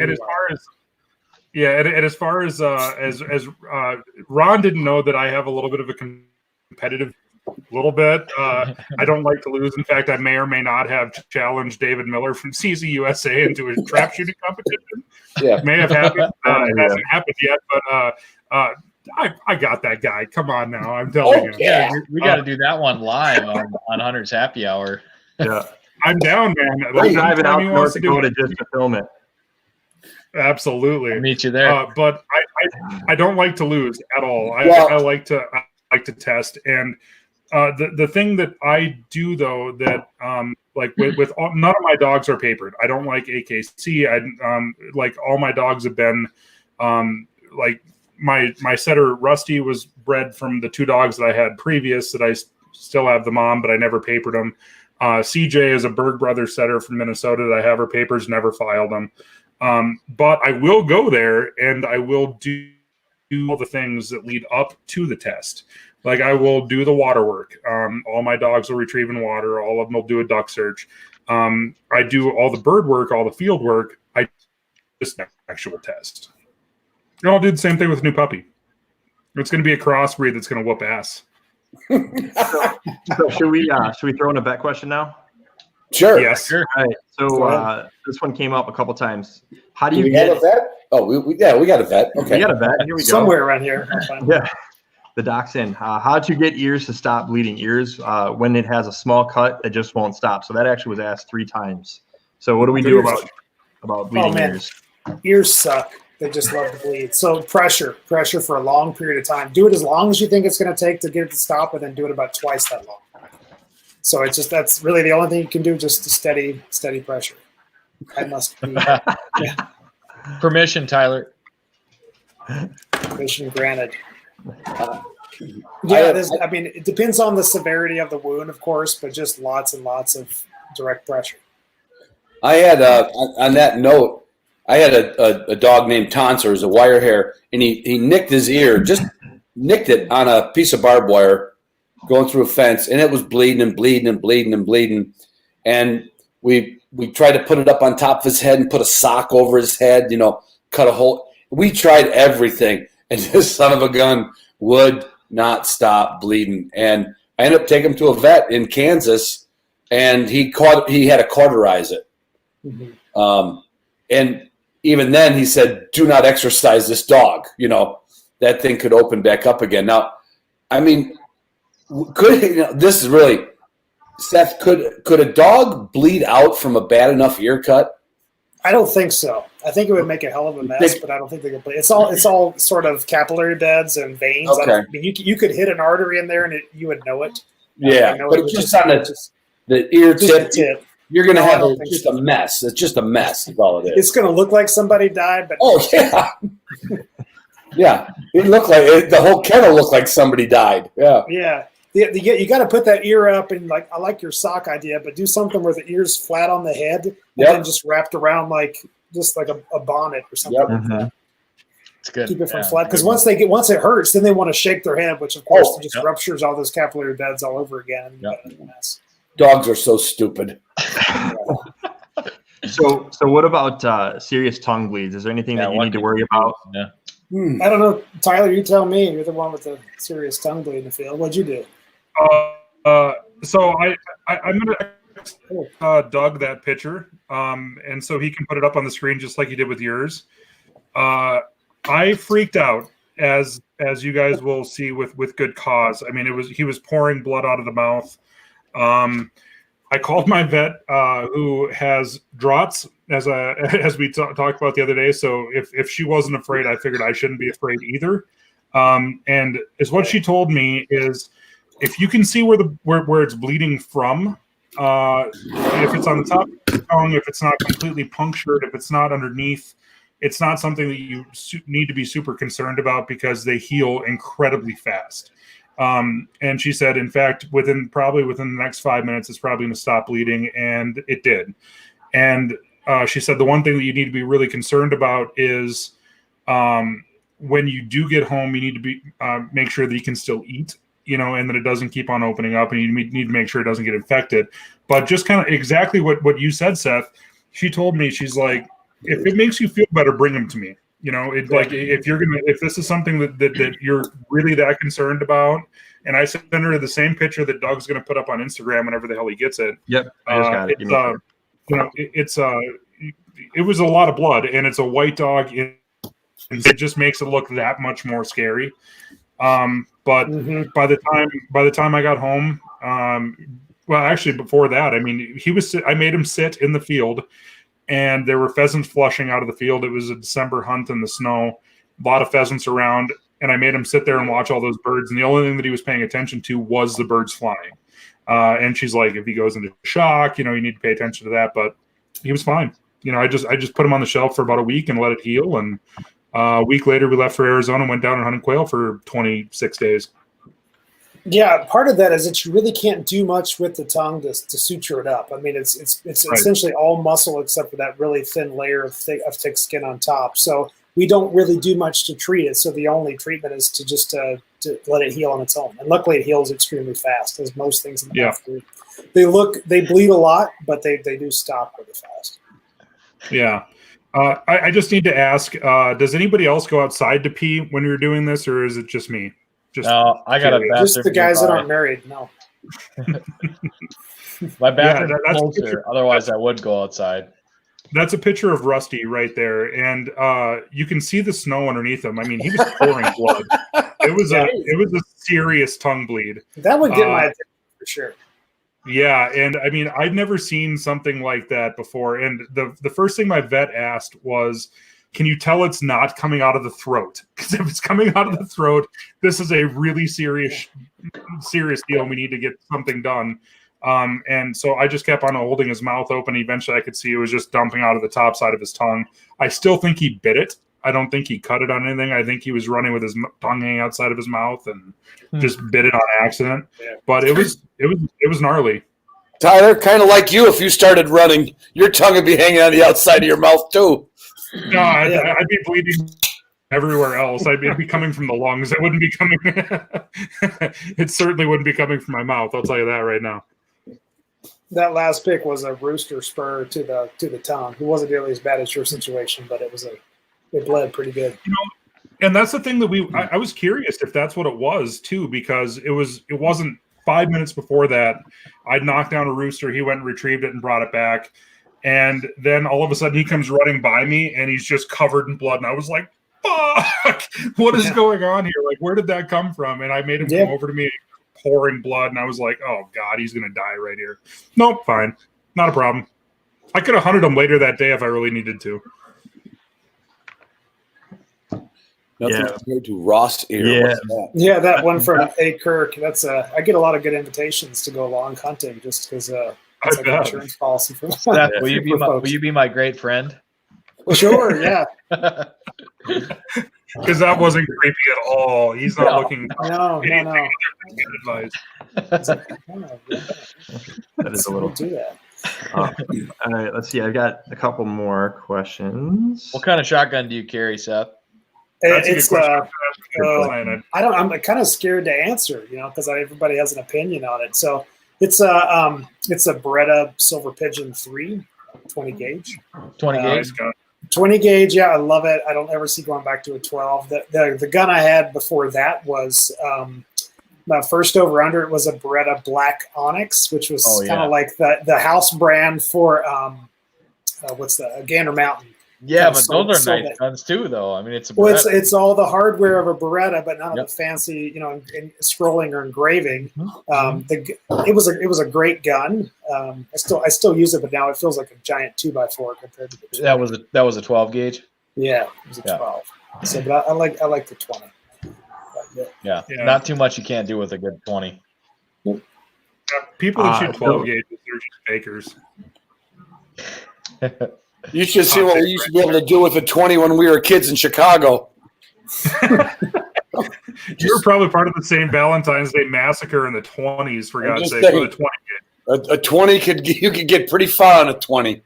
I just think people make way too big of a deal about gauge. I mean, it's nearly irrelevant as far as like all the other factors in a gun. Yeah, weight. How about weight? Weight's way more important. Balance, weight's a huge factor. Fit. You can do a lot with modern ammo. That's for sure. Why do sitters always refer to English sitters? Gordon's getting no love. I have a field by Gordon. I use him in duck blind as well. Ron, he's the one from the training table pick. Oh, I don't know why. There's just not that many. Yeah, I would just say it's just a blanket term that people use to refer to setters, but. If somebody said a setter to me, if they said setter, I might ask what kind. I wouldn't. I mean, I probably wouldn't. I would assume they'd say Gordon if they, Yeah, probably. Right. Yeah. Yes, Andy, those drapes are absolutely affecting my internet connection. It's nothing else. If you go back and watch last week's episode, I tried wearing a tinfoil hat for a while to try to figure out if my internet connection would be better or not. And I swear to God, me and Doug sat here for an hour last night having beers and just sitting. Everything worked great. So I don't know. It's just you guys, I think. I like this guy. I like this guy. This guy, he's an auto mechanic and a vet. That's the perfect combination to be on the road together. For sure. Auto mechanic and a vet on a hunting trip. His buddy. Yeah. He was saying that he hunts with a vet, and the vet gets to hunt with an auto mechanic. Yeah. So they trade off professional skills. Yeah. That's totally. I got to get some different friends. Yeah. Well, look how bad the Michigan boys are. They bring Terry Behrens and Bruce. All they got is lawyers and insurance salesmen. Nobody wants to talk to either of them. It's true. But I will say that guy is actually watching right now. I talked to him on the phone earlier. He said he was going to watch. If you like, I was walking around. I was like, God, I need like a AAA battery. Who would have one of those? He's like, I got literally like 20 in the truck. That guy carries 2 of everything. It doesn't matter what it is. He would have a watch battery for an old Timex. Absolutely, he would. Absolutely, he would. Hey, Rod, do you know Stacy Horst from down in North Carolina? You met? That's my girl. That's my favorite. Your wife. She's commenting here. Oh, where's Stacy at? Yeah, she's over. Oh, wait. Hey, guys, what do you think about using dog aspirin in the field? Ron, you might remember that. And also, do you recommend for hydration supplements? Well, let me say, Stacy. Here comes say that I can smoke stogies. No, I can't do that. Stacy had a nice article in the last Versatile Hunting Dog magazine, by the way. Thank you, Stacy. So after that, now we need Seth to answer the aspirin question. You know, it's not the perfect drug for an anti-inflammatory in dogs. It will get you by in a pinch. What I don't want people to do is to say, you know, that worked really well. Let's start giving it every day for the old dog's arthritis. I think in that situation, you run the risk of doing some damage. But yeah, you could certainly most bird dog sized, 40 to 60 pound dogs can handle, 1 or 1.5 human aspirin. Yeah, it's not gonna hurt anything. Just don't. It's not a good long term choice. Yeah, it works. All right. So here is a question from Instagram. So during tailgate checks, with your dog, what are some overlooked areas that we should be paying attention to but aren't? I think it depends on what part of the country you live in, and you guys can chime in on this as well. This is something specific to your area. Where I'm at, it's definitely cheatgrass country. So if you've got hair between the toes, you've got a setter or some of the longer haired breed there, you need to be checking between all the digits. And then a female, check around the vulva. I mean, it's kind of funny how few. We're going to talk about testicles for the first hour. The second part is going to be about vulva. Yeah, all day. That's like a body part on a dog that people like pretend isn't there. Doesn't exist. That's what I was talking about. That $20 got me when I was a kid in Chicago. Yeah, you got a good look, and now you'll never forget. It's just that's all you need is to know the anatomy one time. Just check that area out because they squat to pee, and that cheatgrass is about vulvar height when they're squatted down, and I see a lot of major abscesses in that area. We've made Nick happy. He's like that's a naughty word. Yeah. You're talking to a reproduction vet, so the rest of us are all giggling when he says vulva. Third grader here, guys. He said penis.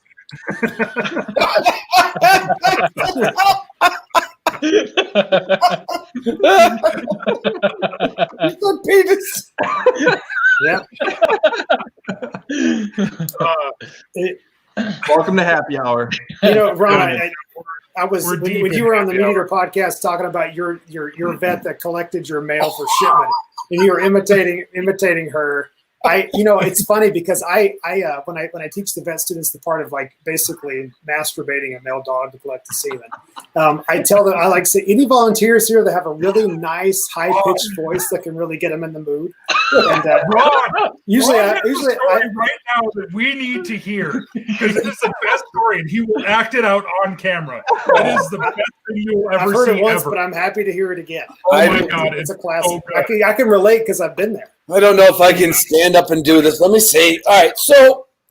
Give it some context for why I'm at the vet clinic in Northern Virginia, and this girl wanted me to have Bravo collected, and this is crazy.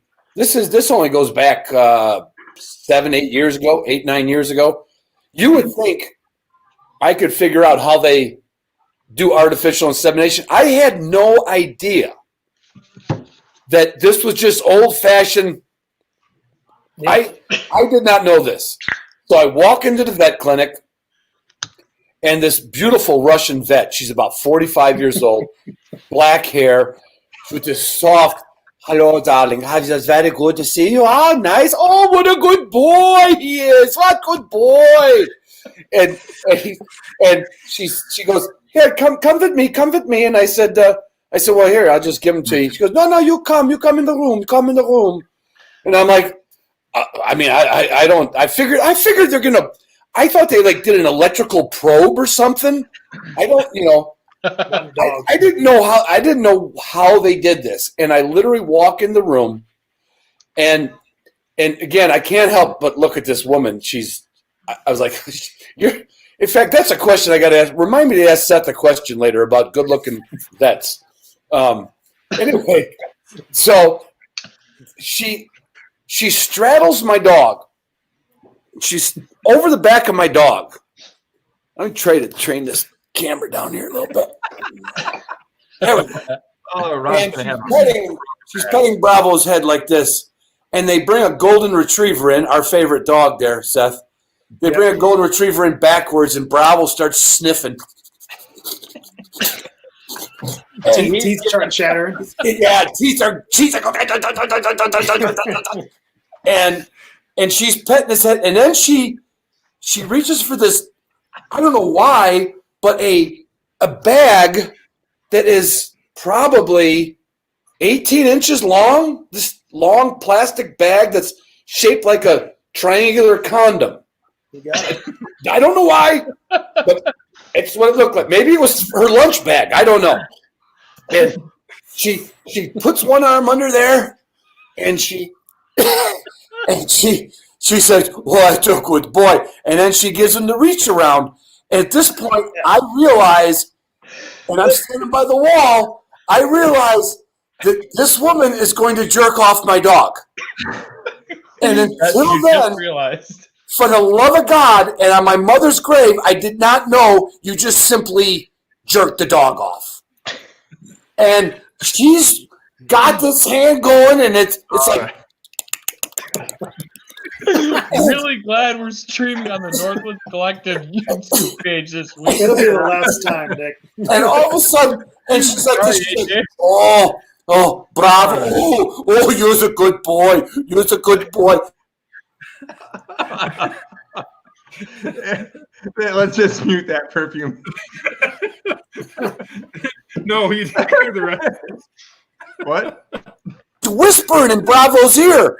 And she goes, "That's a good boy. That's a good boy." And for the life of me, first time in my life, I couldn't think of a thing to say. I was so, I wanted to say next. I wanted to say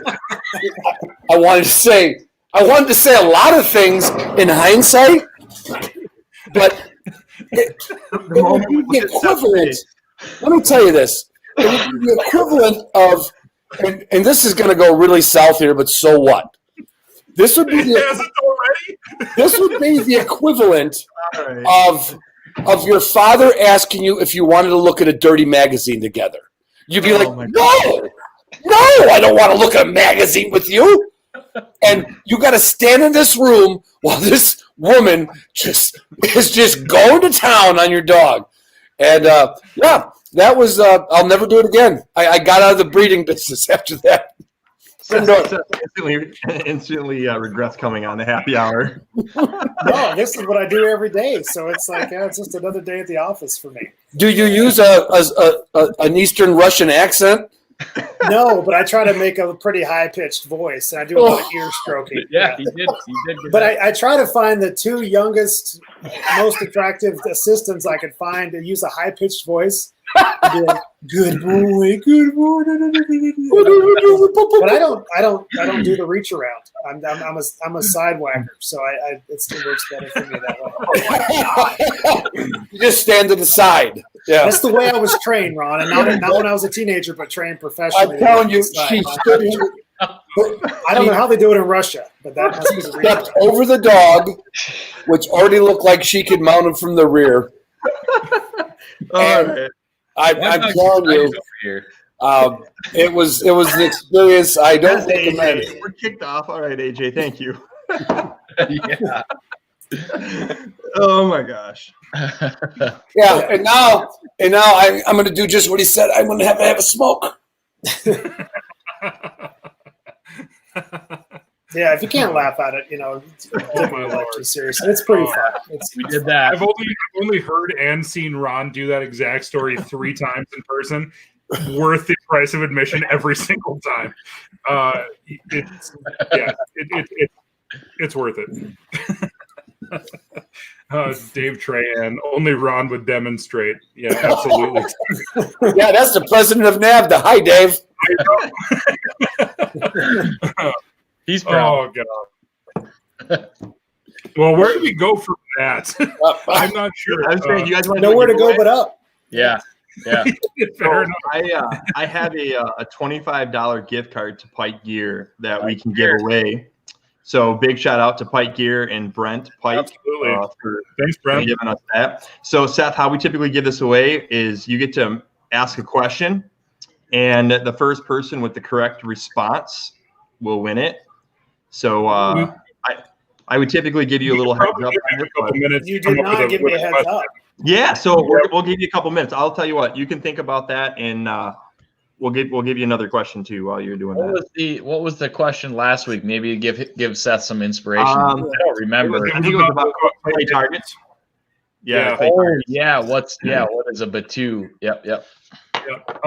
So while you're thinking about that, there was somebody up here a ways ago because Ron just broke the internet in the comments section with that last story. But I'm gonna scroll back up and find it, and it was a question about boots.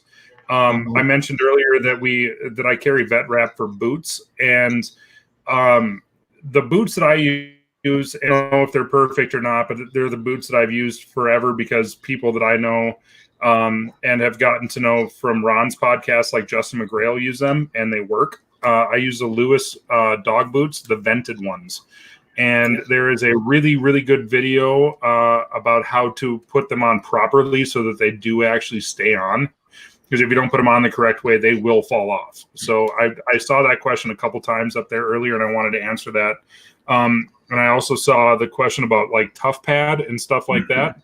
It does work a little bit. I've talked to some mountain lion hunters down in the Southwest, down in Arizona.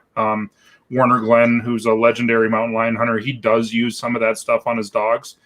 But there's no substitute to just roading your dogs on rocks or some sort of tough condition. That's going to give you a lot better. Like that tough pad isn't going to, if you haven't ran your dog at all and you go down to Arizona, it's not going to help you. You need to actually condition your dog's feet just like anything else. So I just wanted to answer that question before we get even farther off topic. I had to scroll up about 60 comments to find that one.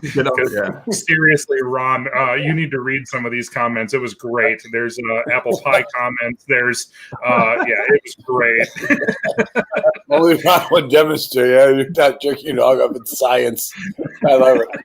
Well, I kind of set him up for that because I remember that. Like I said, I heard that on the Meat Eater podcast, and I was laughing hard, even though I know what it's like to do that. But I was there with you on that whole story. Speaking of which, Ron, are you having Steve on this week, right? Next week. It'll actually be the 20. We got to get some questions. The 21st, I think, of April. I got some good questions for him. I got to make sure I text them to you.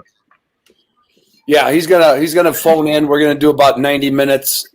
So if people have questions for Steve Rinella, and don't ask, what's the strangest thing you ever ate, or it's monkey. Like everybody knows it's monkey. Yeah, right.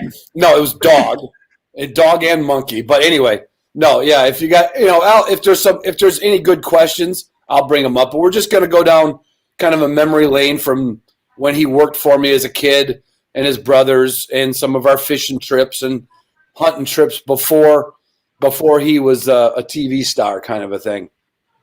And also, before we go any farther, Sean E. That's Sean Eaton from Minnesota. I am not naming my new puppy Vulva. I'm just telling you that right now.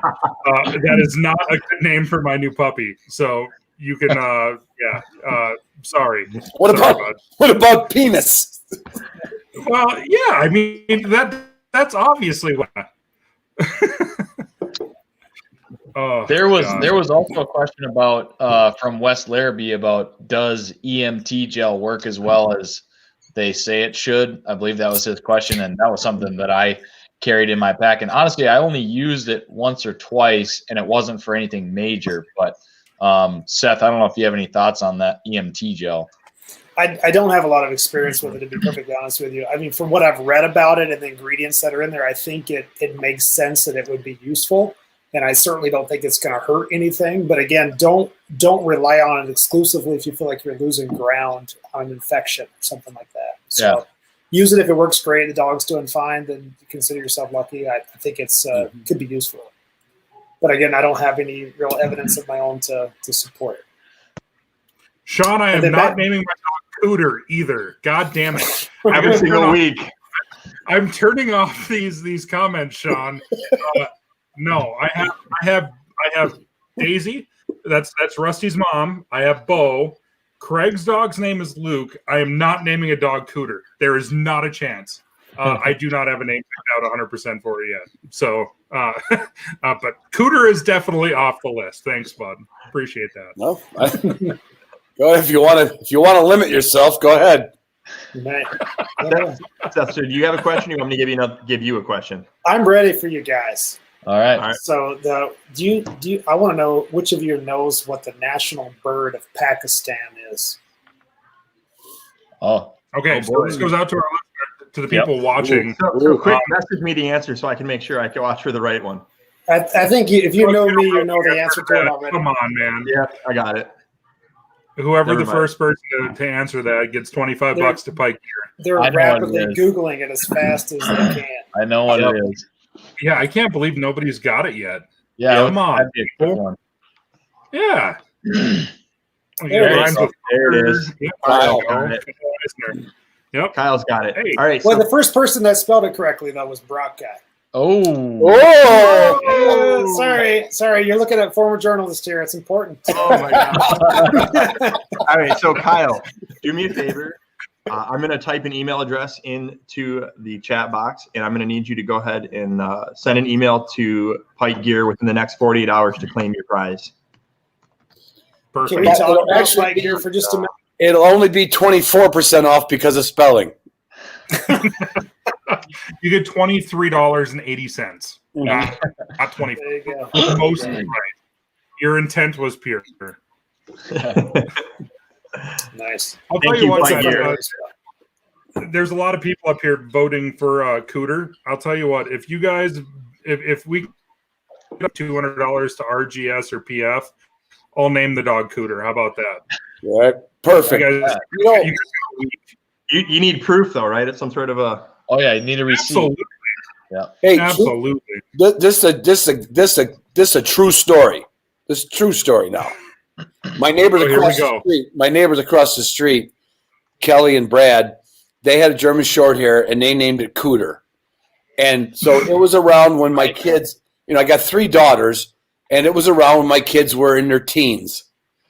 And they had never heard, they would say, "Hey, Cooter, hi, Cooter."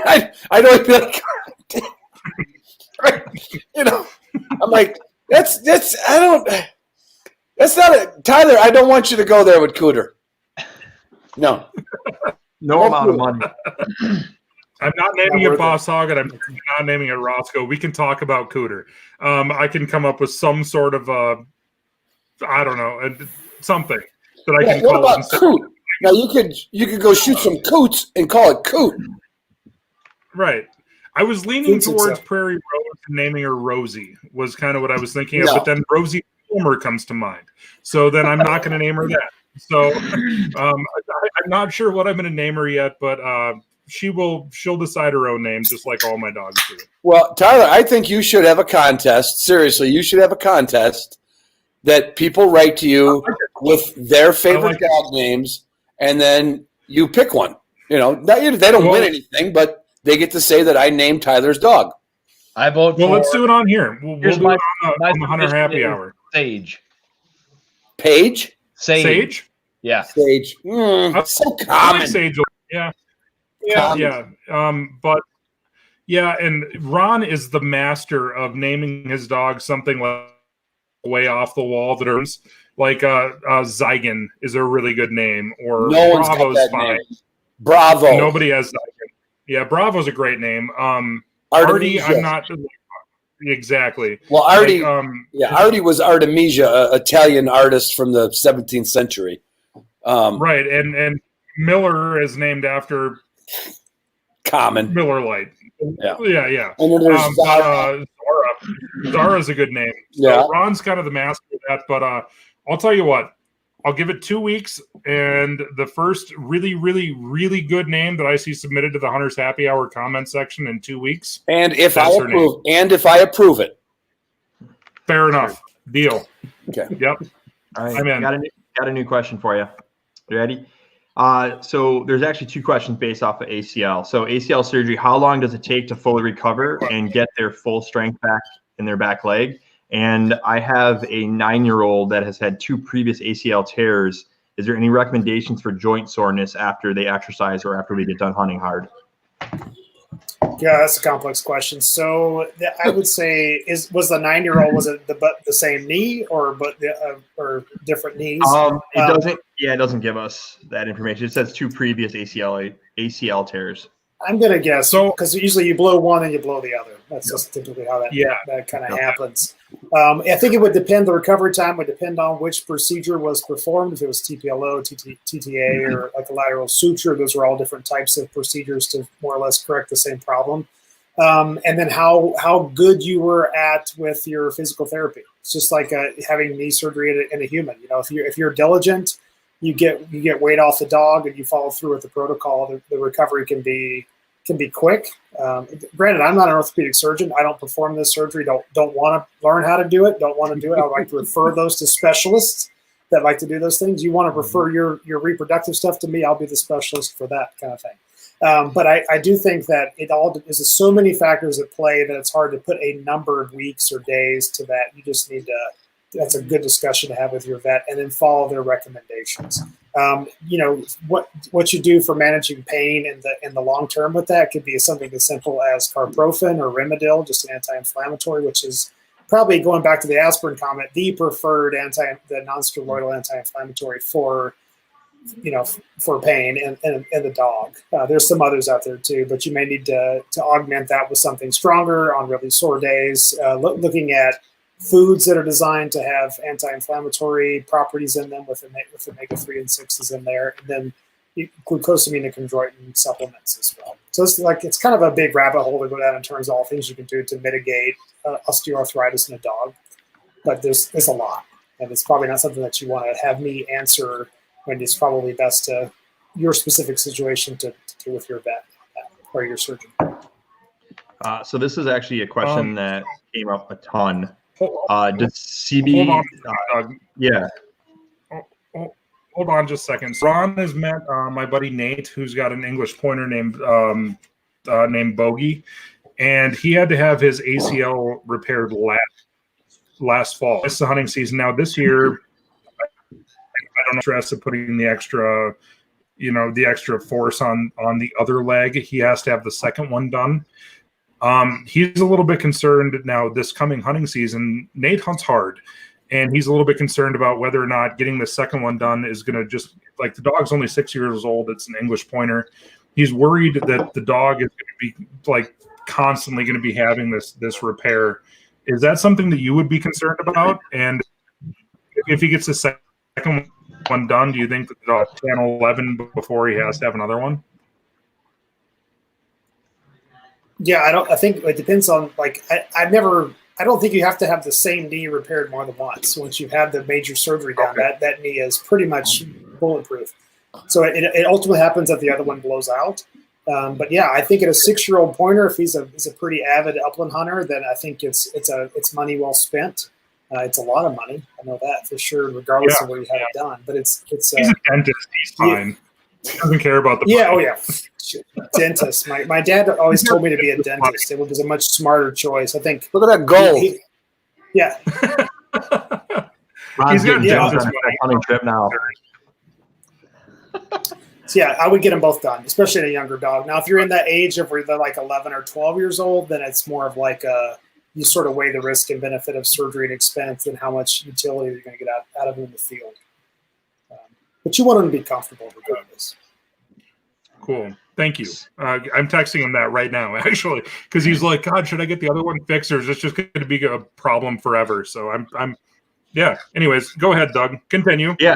No, the CD or the CBD oil question actually came up, I think 4 times total on the different Instagram pages. So CBD oil for dogs. Thoughts? Yeah. Does everybody here know what that is? Just so we could talk about it like in this acronym. Okay, Nick does. Ron's all about it. Maybe there's a little bit in his cigar there. Okay, you guys are all so cannabidiol. It's basically the non-psychoactive component of the cannabis plant. So it is what is responsible for, in part, the munchies, the anti-inflammatory, sort of the relaxation, the anti-anxiety. Those are all really good components of it. As a veterinarian, we're still in this limbo stage where we're bound by certain legislation where we can't, it changes every day. So I feel like we can't legally recommend it as a therapy for certain issues. The research is coming out, and I'm currently writing an article for themeateater.com on this very topic. So it'll be coming out probably sometime in the next year. But the research is always evolving about it. The short answer is there's probably some benefit in terms of its use as an anti-inflammatory. I like it for situations sort of end of life stage where there's a dog that's appetite is starting to wane due to cancer, due to kidney issues or renal failure. I think, like, why not? Like, what do you have to lose? It may actually help in that regard. And I think it's been beneficial for some people. But I think the research is still a little bit murky. I think that they have looked at a dose of about 1 milligram or 2 milligrams per pound, per kilogram body weight, not per pound, sorry. You have to do the conversion on your own with Google. Do we lose Doug? Nah, he'll come back. Yeah, he'll come back. Hopefully. Yeah, so I think that dose is still being researched. There is some potential liver impact in that, but I think overall it seems like it's beneficial. But it's not a cure-all. I mean, humans like to jump on that train when things are popular. I do think there's some benefit. It's been more documented in humans than in dogs, but they metabolize it very differently than humans do. That's why that when dogs get into the THC, the tetrahydrocannabidiol, that stuff, they get more of that psychoactive effect than humans do. So yeah, don't start feeding your dogs pot brownies. For God's sakes, don't do it. Chocolate is bad for dogs. We need to be very clear about that. Also, we need to be very clear about the fact that CBD oil and marijuana does not prevent something. Maybe. But as of now, I'm going to say it's not. So, not better than hand washing. That's for certain. Is that a rumor that's going around? Yeah, big marijuana's pushing it around, I'm sure. No, it's not. I made all that up, and I am not a doctor. Officially, I am telling you guys right now. I know you guys don't know this. Not a doctor. So, Really? I know. Who would have guessed? What is this one? Is a smaller, lighter dog less prone to injuries? I have a 30-pound Brittany with any. That's certainly one of those things you hear all the time. Yeah. A dog that's not heavy on feet, Like a fully grown 30-pound Brittany. I'm interested to see how that dog would move. Like my littlest setter, CJ, is 39 pounds. Well, she's maybe a little bit more than that right now because she's full of milk. But she's not very big. I would think that, like, I know that Rusty's dad, Ace, was 7, and he hunted to 14 years old. And Ron got to see him when he was 13 years old, and that dog could still move okay. Yeah. I think there's a genetic component to that for sure. But I would actually like to see a 30-pound Brittany work. I bet that'd be pretty fun to watch. It's I'm going to guess here. I'm just going to take a guess. It's probably a French Brittany, but it could be a standard Brittany.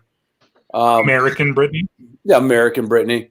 And I don't know if Seth could jump in on this, but I remember when one of my oldest wire hairs got up there, my vet kind of scolded me, and I said, "Boy, he's really getting stiff." He goes, "Yeah, and you hunted him less too."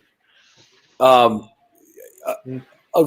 exercise regimen, we think the dog can't do it, but an exercise regimen is probably good for the dog. Oh, absolutely. Sure. I think that the question needs to have more information in there. Is like, what is the body condition of the 30-pound Brittany and then the German short hair? So if the 30-pound Brittany is a 1 to 5 being obese and 1 being emaciated. So if the Brittany is a 3 and the German short hair is a 4, then certainly. Right. But if the German short hair is a 2 and then the Brittany's a 3, I think it's hard to kind of make that argument there too. There's a lot of factors that go into what kind of injuries. It doesn't even really say what kind of injury that they're talking about, orthopedic or soft tissue or whatever. But yeah, I think there's no drawback to having your dog lean and fit. I can tell you that you'll have far fewer problems with a skinny dog than a fat one across the board, regardless of breed. There's some really good comments up above Nick. Killing Nick. Nick, care to share what you're getting all worked up about? Like the last 5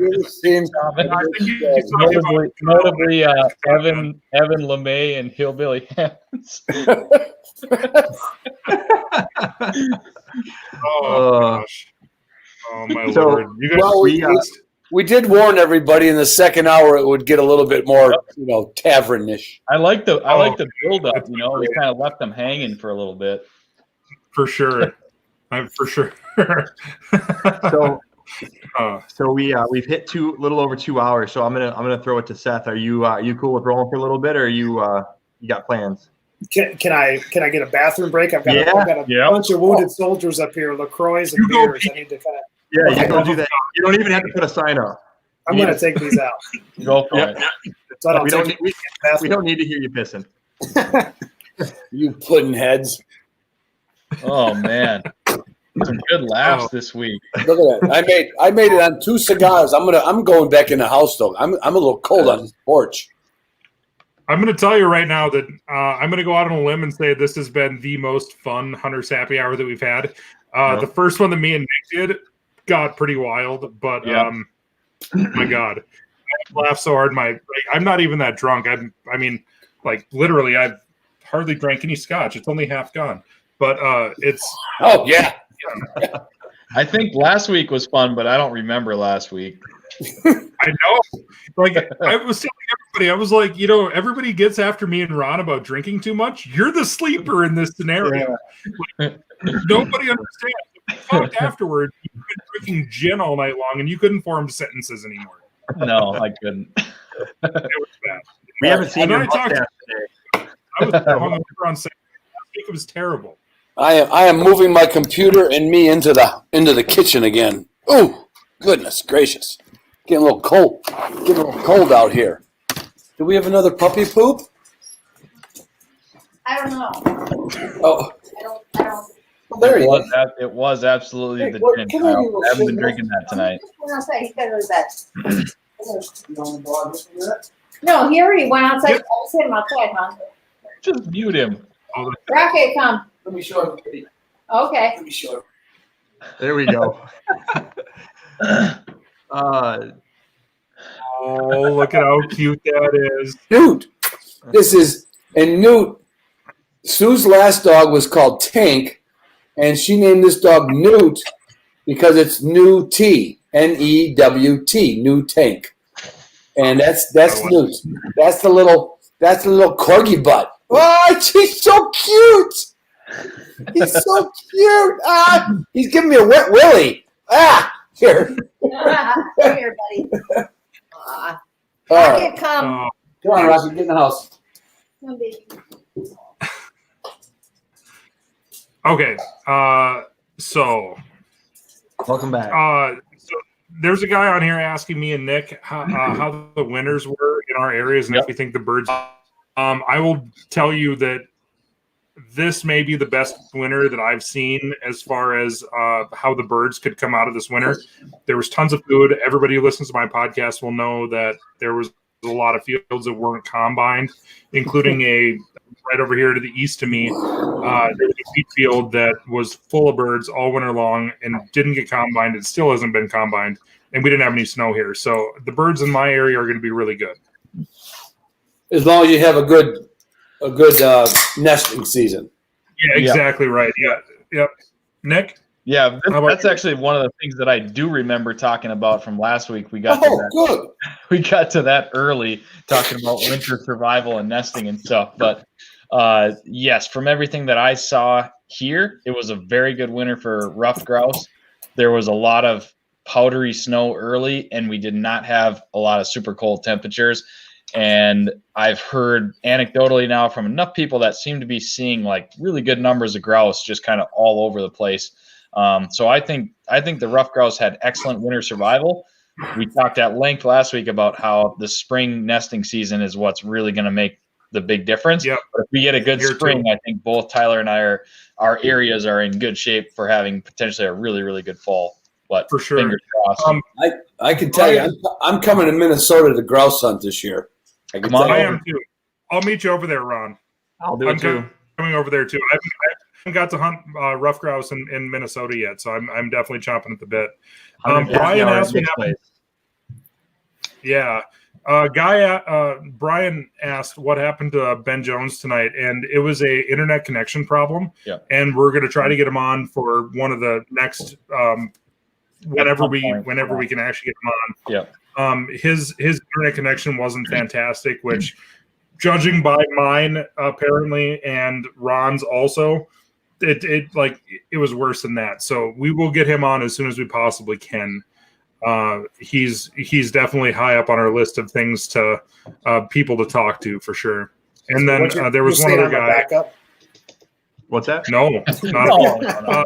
In fact, while you were peeing, we were just talking about how much fun this week has been. So you're a hit, sir. I'm back anytime you want to come back. There was one other one. Travis. They're still not combined. There's still a lot of crops here in North Dakota, especially, literally all over North Dakota that have not come off yet. Our fields are still very, very wet. We had in certain spots of the state, we had up to 8 inches of snow last week. That was all like 30-degree temperature snow. So it's going to be the end of April before anybody's getting into any field. So yeah, it's going to be a good year for birds as long as we get the proper nesting season. There's a vet question for Good. you, Seth. My dogs get swimming in the morning, at night. What is that? I don't know what that is. That's called a mumble rap when you can't pronounce the word. Oh, okay. Yeah, I think you're utilizing a pretty common one, and I think it's effective. And keep in mind that most of these, the vast majority, are still qualified as nutraceuticals, which means the FDA doesn't weigh in on the efficacy of them, so they can vary quite a bit. That is a trade name for a very common one that probably has more research into it, so it's a good choice.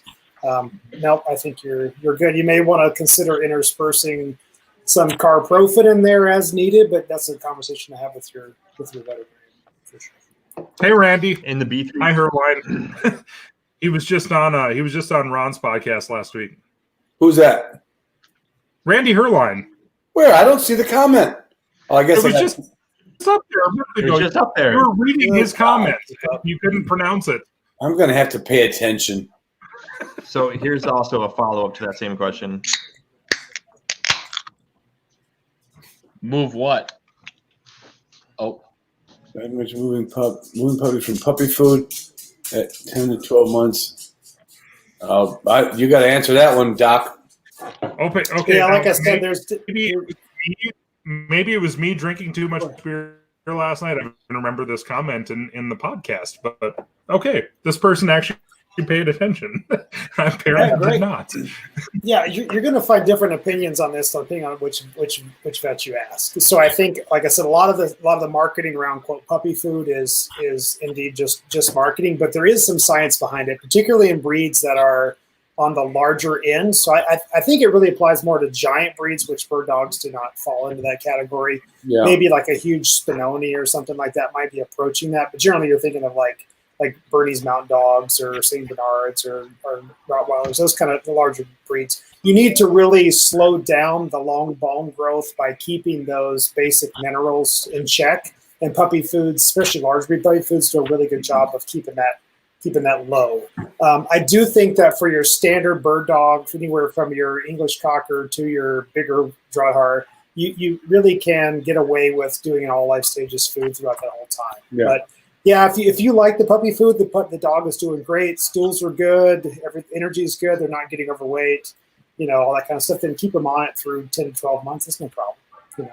Feed it all the time for that matter. If it works out in terms of the being applicable to their nutritional needs. But I would, like I said, mine go on a performance food. Sort of 30-20 protein fat percentages food from day one through the end of life. All right, so we've got, there we go. I have a 12-year-old dog that is allergic to chicken. Senior foods all contain chicken. Should I just supplement more fiber? Yeah, this kind of question is why I'm specializing and getting out of general practice. So I mean, there's a lot of things I don't know about this situation here. Like I don't know what has been like. I hear this a lot, and I don't know if clients have definitely deemed that chicken is the culprit, or if they're speculating or they read it on the internet that chicken is the culprit. I'm not speaking ill to you at all there, Travis, just sort of like what I see in practice a lot. So if that has been like definitively diagnosed, like you could put the dog on some chicken and they blow up and you take the chicken away and they get better, then yeah, you might want to find a food that uses a completely different protein outside of the poultry spectrum. So I would stay away from duck. I would move into some kind of fish base or like red meat based, venison or beef. So get away from that altogether. I got a quick question. How do you determine, and I'm not just being like the silly part of me that's drinking beer, how do you determine that the dog is allergic to chicken? How do you determine that? That's my point, Ron, is that it's really hard to do that. And most clients just like figure it out, or they think they've figured it out, but they don't really know, because usually they do some research or they have some sort of experience like, yeah, I stopped feeding him that one food and the main ingredient was chicken and they got a lot better. Well, we don't know what set off the allergy. It may have been environmental and the environmental thing went away. Right. So you just beat your head against the wall as an owner, as a veterinarian. So that's kind of why I'm like, I'm happy to specialize in something outside of skin. That's a tough one though. I do appreciate your pain. Yeah, there's other foods out there that contain different types of major proteins you can experiment with. This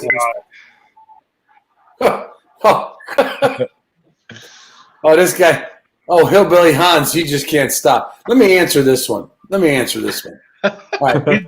Your dog ate raw pork off the counter. How about treating some obedience in the dog? He did say that it was a puppy. I don't care.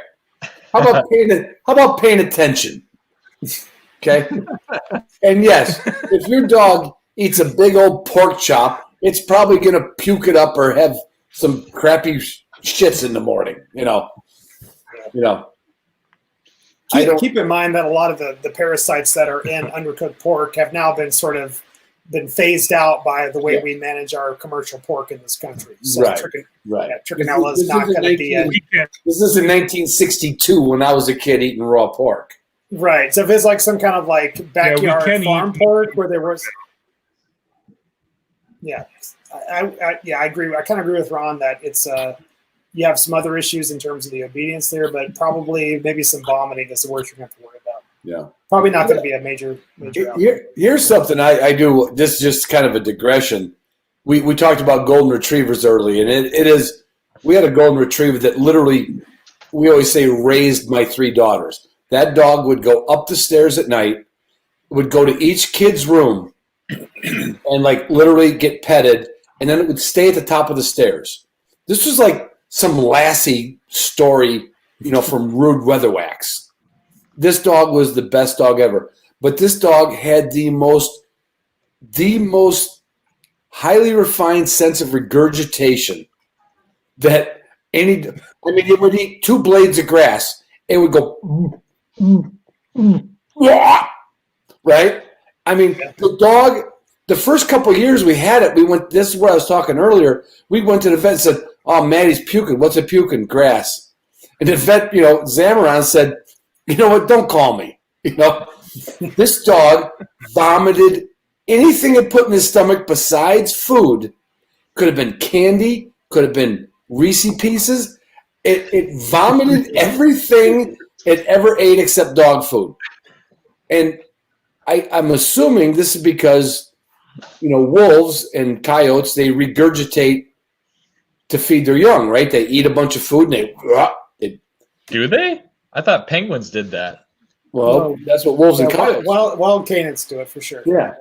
And so the fact that a dog is like having these vomit things, that's another one that I quit worrying about years ago. I'd see like this little spool of like foamy stuff with bark or something, and I quit worrying about it. And I might be wrong, and Seth, correct me if I'm wrong, it's never bit me in the ass yet.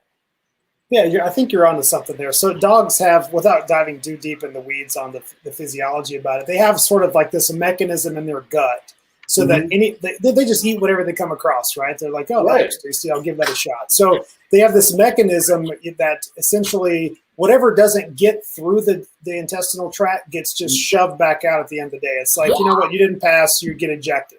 And that's just a very useful mechanism for them, and that can be overactive in some dogs, and it sounds like it might have been in your situation. But that's to me that's normal, especially if there's no other kind of clinical sign, lethargy, or all the things that come across. Oh yeah. Come along She was a dog that she acted normal. I would like to remind people that she could be playing. I would like to remind people that dogs will eat turds.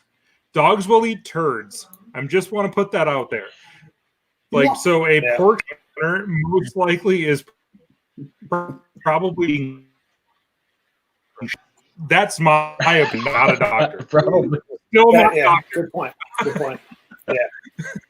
Don't need to be a doctor to figure that one out. I left this one up there because it was asked a bunch of times on Instagram. Is there evidence clear that grain food is potentially harmful in the long term? And if so, why is it grain-free? Sorry. And if so, why is it so widely available in the marketplace? Because people like to have people buy it. People have partial hysterectomies. I don't know what that means, but I do think that sorry.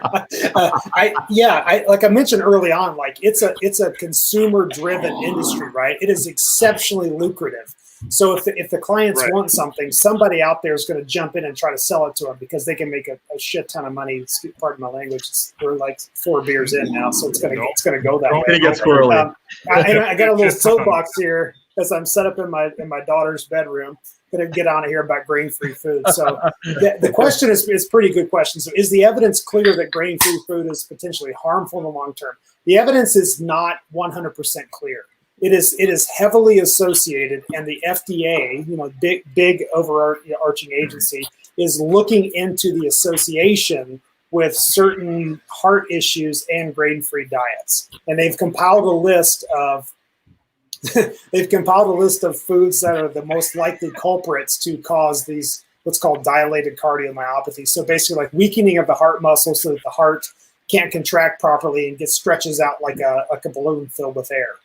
That is happening, and I have seen that personally with my own eyes in dogs that have been fed grain-free diets. I think that the grain-free craze still exists because the consumer demand is still there. I think as humans, we are in this celiac this and keto that and gluten-free everything. And some of that is legitimate. I've known people that are true celiac patients and others that are just like, it's a sort of a craze du jour. But we're buying food based on that same mentality for us, and that is not smart. The major companies, the Purinas, the Hills, the Eukanumas that are doing the work there to study this all like kind of roll their eyes at the grain-free market. They may make a food based on that, but that's coming from their marketing department, not so much from their veterinary nutritionists. I don't want to speak out of turn, but when I talked to one of the Purina fellas not too long ago, if you do grain-free food, and who knows who's co-packing or who's making it, but I believe, and I could get in trouble here, but Purina at least put something back into that food that was basically a component of protein, of meat, where they would not have that heart problem because they realized that lack of protein. Correct. And so I can't remember what the name is, but I believe what they told me was they made sure that in their grain-free food, there was this, you could almost say it really wasn't grain-free. There was an ingredient in there that gave the proteins to the dog that simulated what the protein from meat would be. But to be truly grain-free, it wasn't good for the dog. Yeah. Correct. What was lacking, it wasn't so much that there weren't grains present, it was that the things they used to substitute the carbohydrate load were actually not containing essential amino acids. So not so much proteins, but the building blocks of proteins. And taurine was a major one in that study. Yeah. Yeah. So they're supplementing with taurine. So if it's a major company that's been doing a lot of feeding trials, like I mentioned those names earlier, they're adding those things back in as a supplement. Again, just to meet the consumer demand for quote grain free. I did see nice, yeah. Nick rolls his eyes up there. No. I'm not rolling. That's okay. We know that Purina and Eukanuba are two of the best companies out there. They're both doing a really good job. Yeah, they're doing a good job of researching the products that they sell. I think they both make a really, really good product. As a veterinarian, there's like no company that could buy my loyalty and my $250,000 invested in my education. So no matter how much food they want to throw my direction, it's not going to buy my loyalty if the science isn't there to support it. So what about a trip to Tahiti? If I was a human surgeon, that might happen. But yeah, I think in vet school we got like a bagel sandwich. I think from all those companies. That was of wooing us. So yeah, it's not what you think it would be. Could you argue that dogs would not be eating grains from? Oh God, that's a rabbit hole. I think we might have to stay out of that one. I have seen. I will tell you that I have seen coyote shit with berries in it. Yeah, so, I've seen coyote shit with grains in it next to harvested field. They'll eat anything. They will eat anything. So and dogs will too. Dogs will eat anything.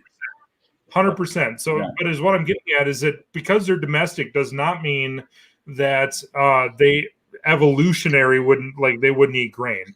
Wild dogs in the wild will eat corn. They will eat berries. They will eat toads. They will eat whatever the hell they can eat. But it's not evolutionary. Tyler, to clarify, your dog is not a wolf.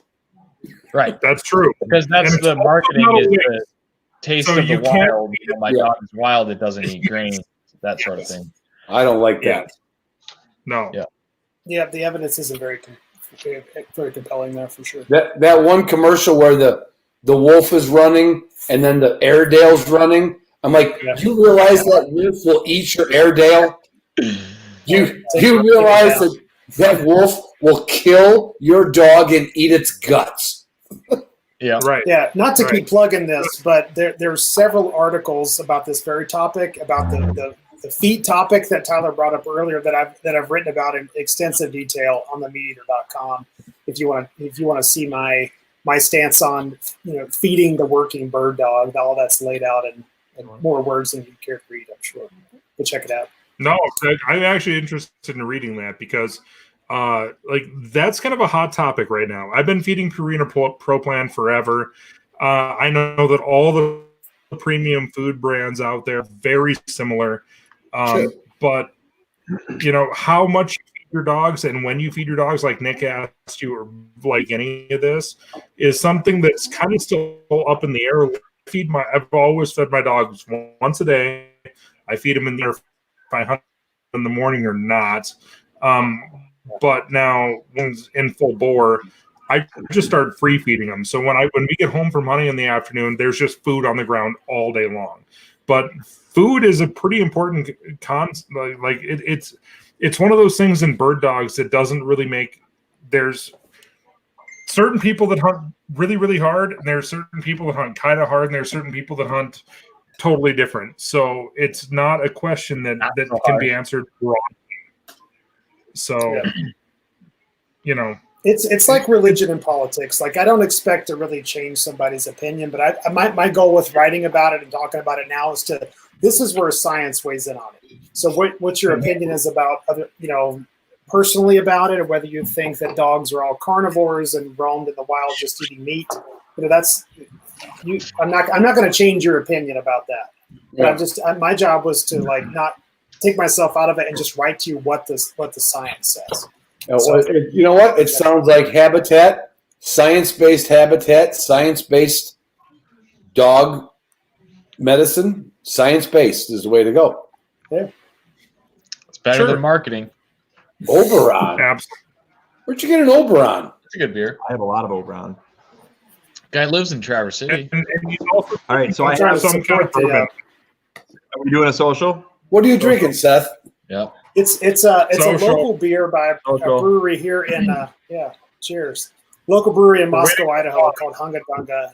And they're doing like curbside pickup and delivery, trying to stay in business. So I've been trying to support them. Good job. So Yeah. I just got a question from Adam Mitchell on Instagram. So it's a little bit long-winded, but I'll get through it pretty quick. It says, I have a 6-month-old Bacardi Spaniel with Lyme disease, rotating lameness, aches, and pains. First round of antibiotics did not work, so we switched meds and lameness went away.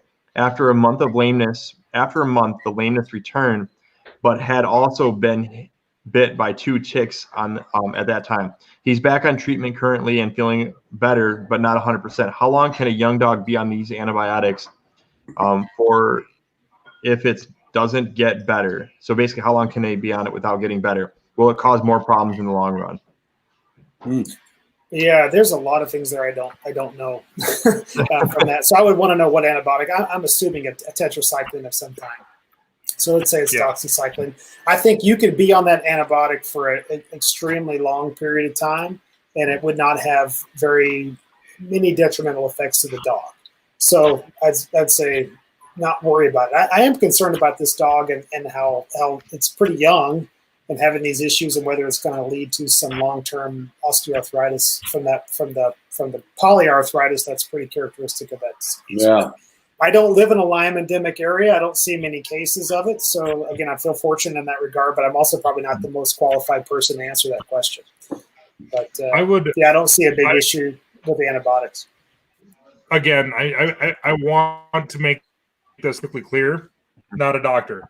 But I would recommend that after having these several different tick problems with your dog,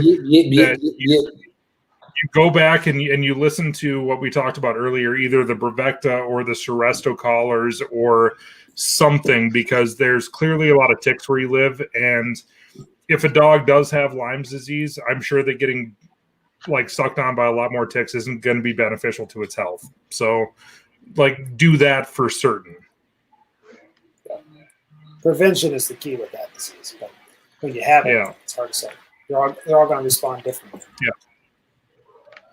Hey, I got a question here. Let's get something a little silly here. I'm going to start with Doug. Doug, your newest dog. What's your dog's name? Luna. And why did you pick the name Luna? I have no idea. Right off the bat, I think a lunatic. That is her name. So her full name is Soggy Dog Gear's Lunatic in the Marsh. Okay. So we called her Luna because it was short for lunatic, because she is a rocket ship attached to the back of a Ferrari. Okay. She's got all the talent in the world, but she is borderline insane.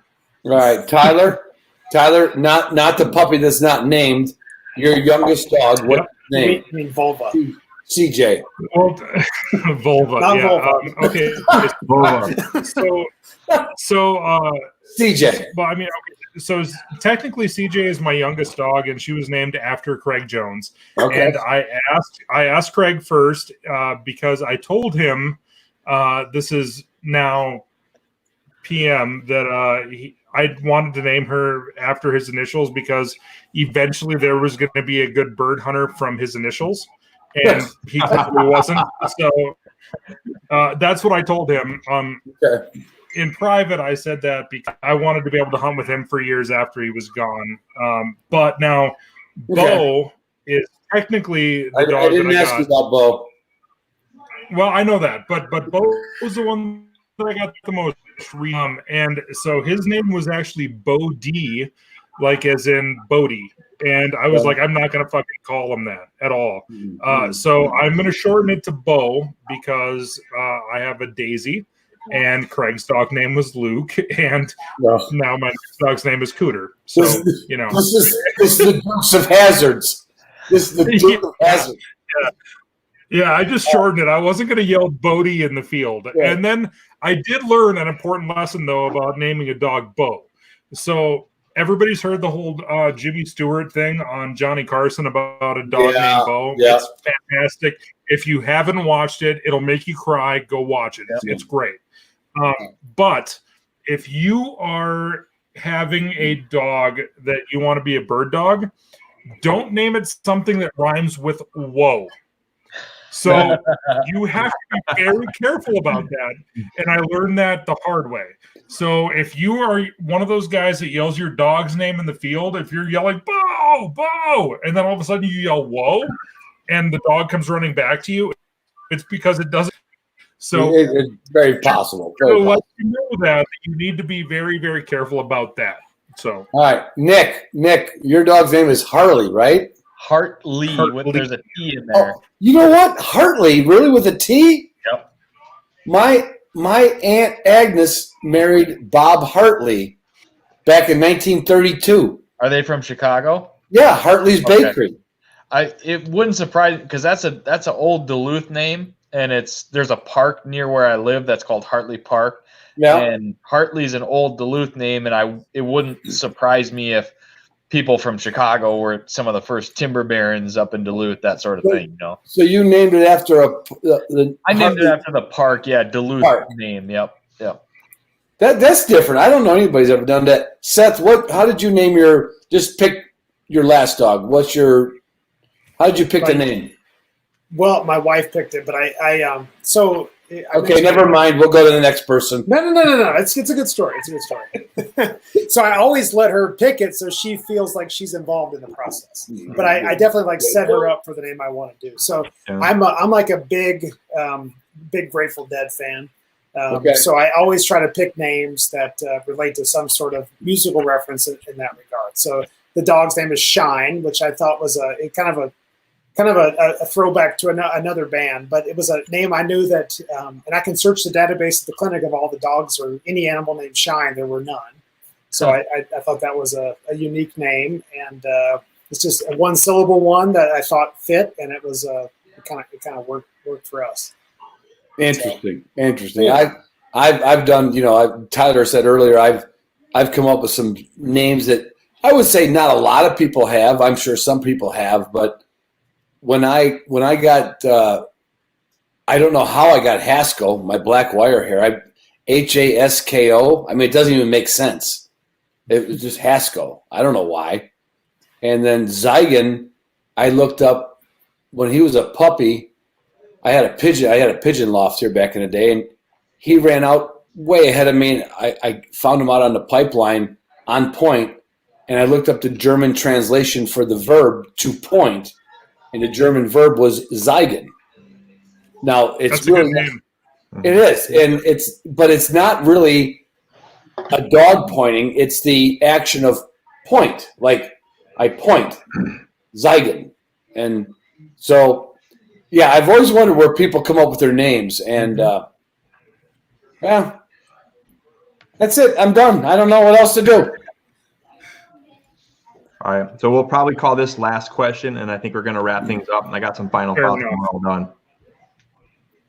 Sounds good. Yeah. There are so many great resources for veterinary, like vet to vet resources. So we have our own little internal forum that we can just sort of look at anecdotal information. But I always go to the literature and see if there's something published about a question that, something I have. I go back to old veterinary textbooks or notes from vet school and look up things that I don't know. But I think if you're one of those veterinarians that thinks you know everything, that you have your head in the sand.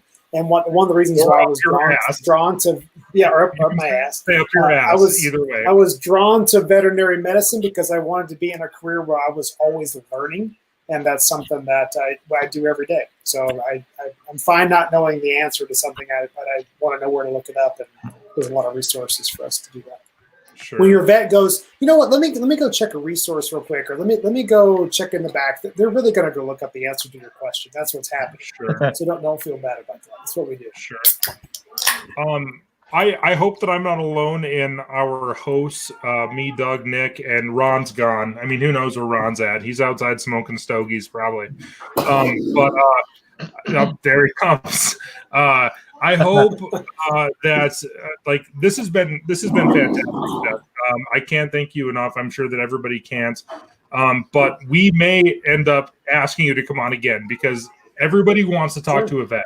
And specifically when hunting season gets around, we didn't even get to common field questions about like when a cut deserves sutures or anything like that. I mean, they're I hope that we can call on you again. I hope that you had a good time tonight, and I hope that we answered most. We are quitters. Actually, Travis, we are not going to quit at all. I'm like, if I know anything, I ain't no quitter.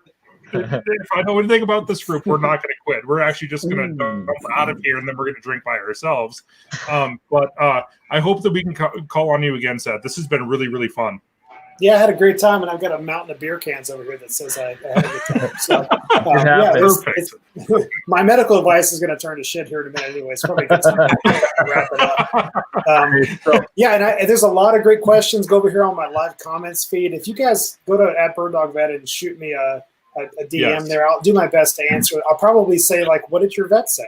And if you haven't talked to a vet about it before, I'm probably going to kind of push it off. For sure. But I think if you want a second opinion about stuff, I'm happy to kind of weigh in on that. I want to say something about vets in general. And I've been very, very fortunate in my years here in Michigan to have a vet that I felt like he had my back. And I know everybody doesn't have that, but I will tell everybody to look for a vet that feels like they have your back.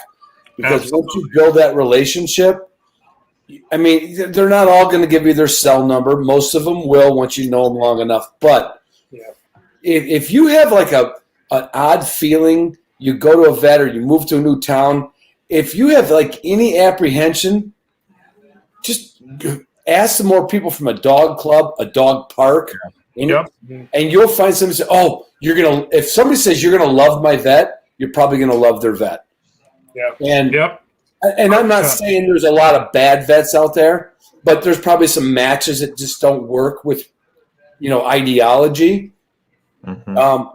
When you find a good vet, you feel like you've got like a get out of jail free card in your wallet.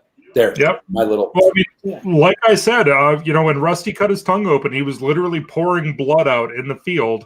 I called my friend Heidi, who is a draught owner here in North Dakota, who's a vet.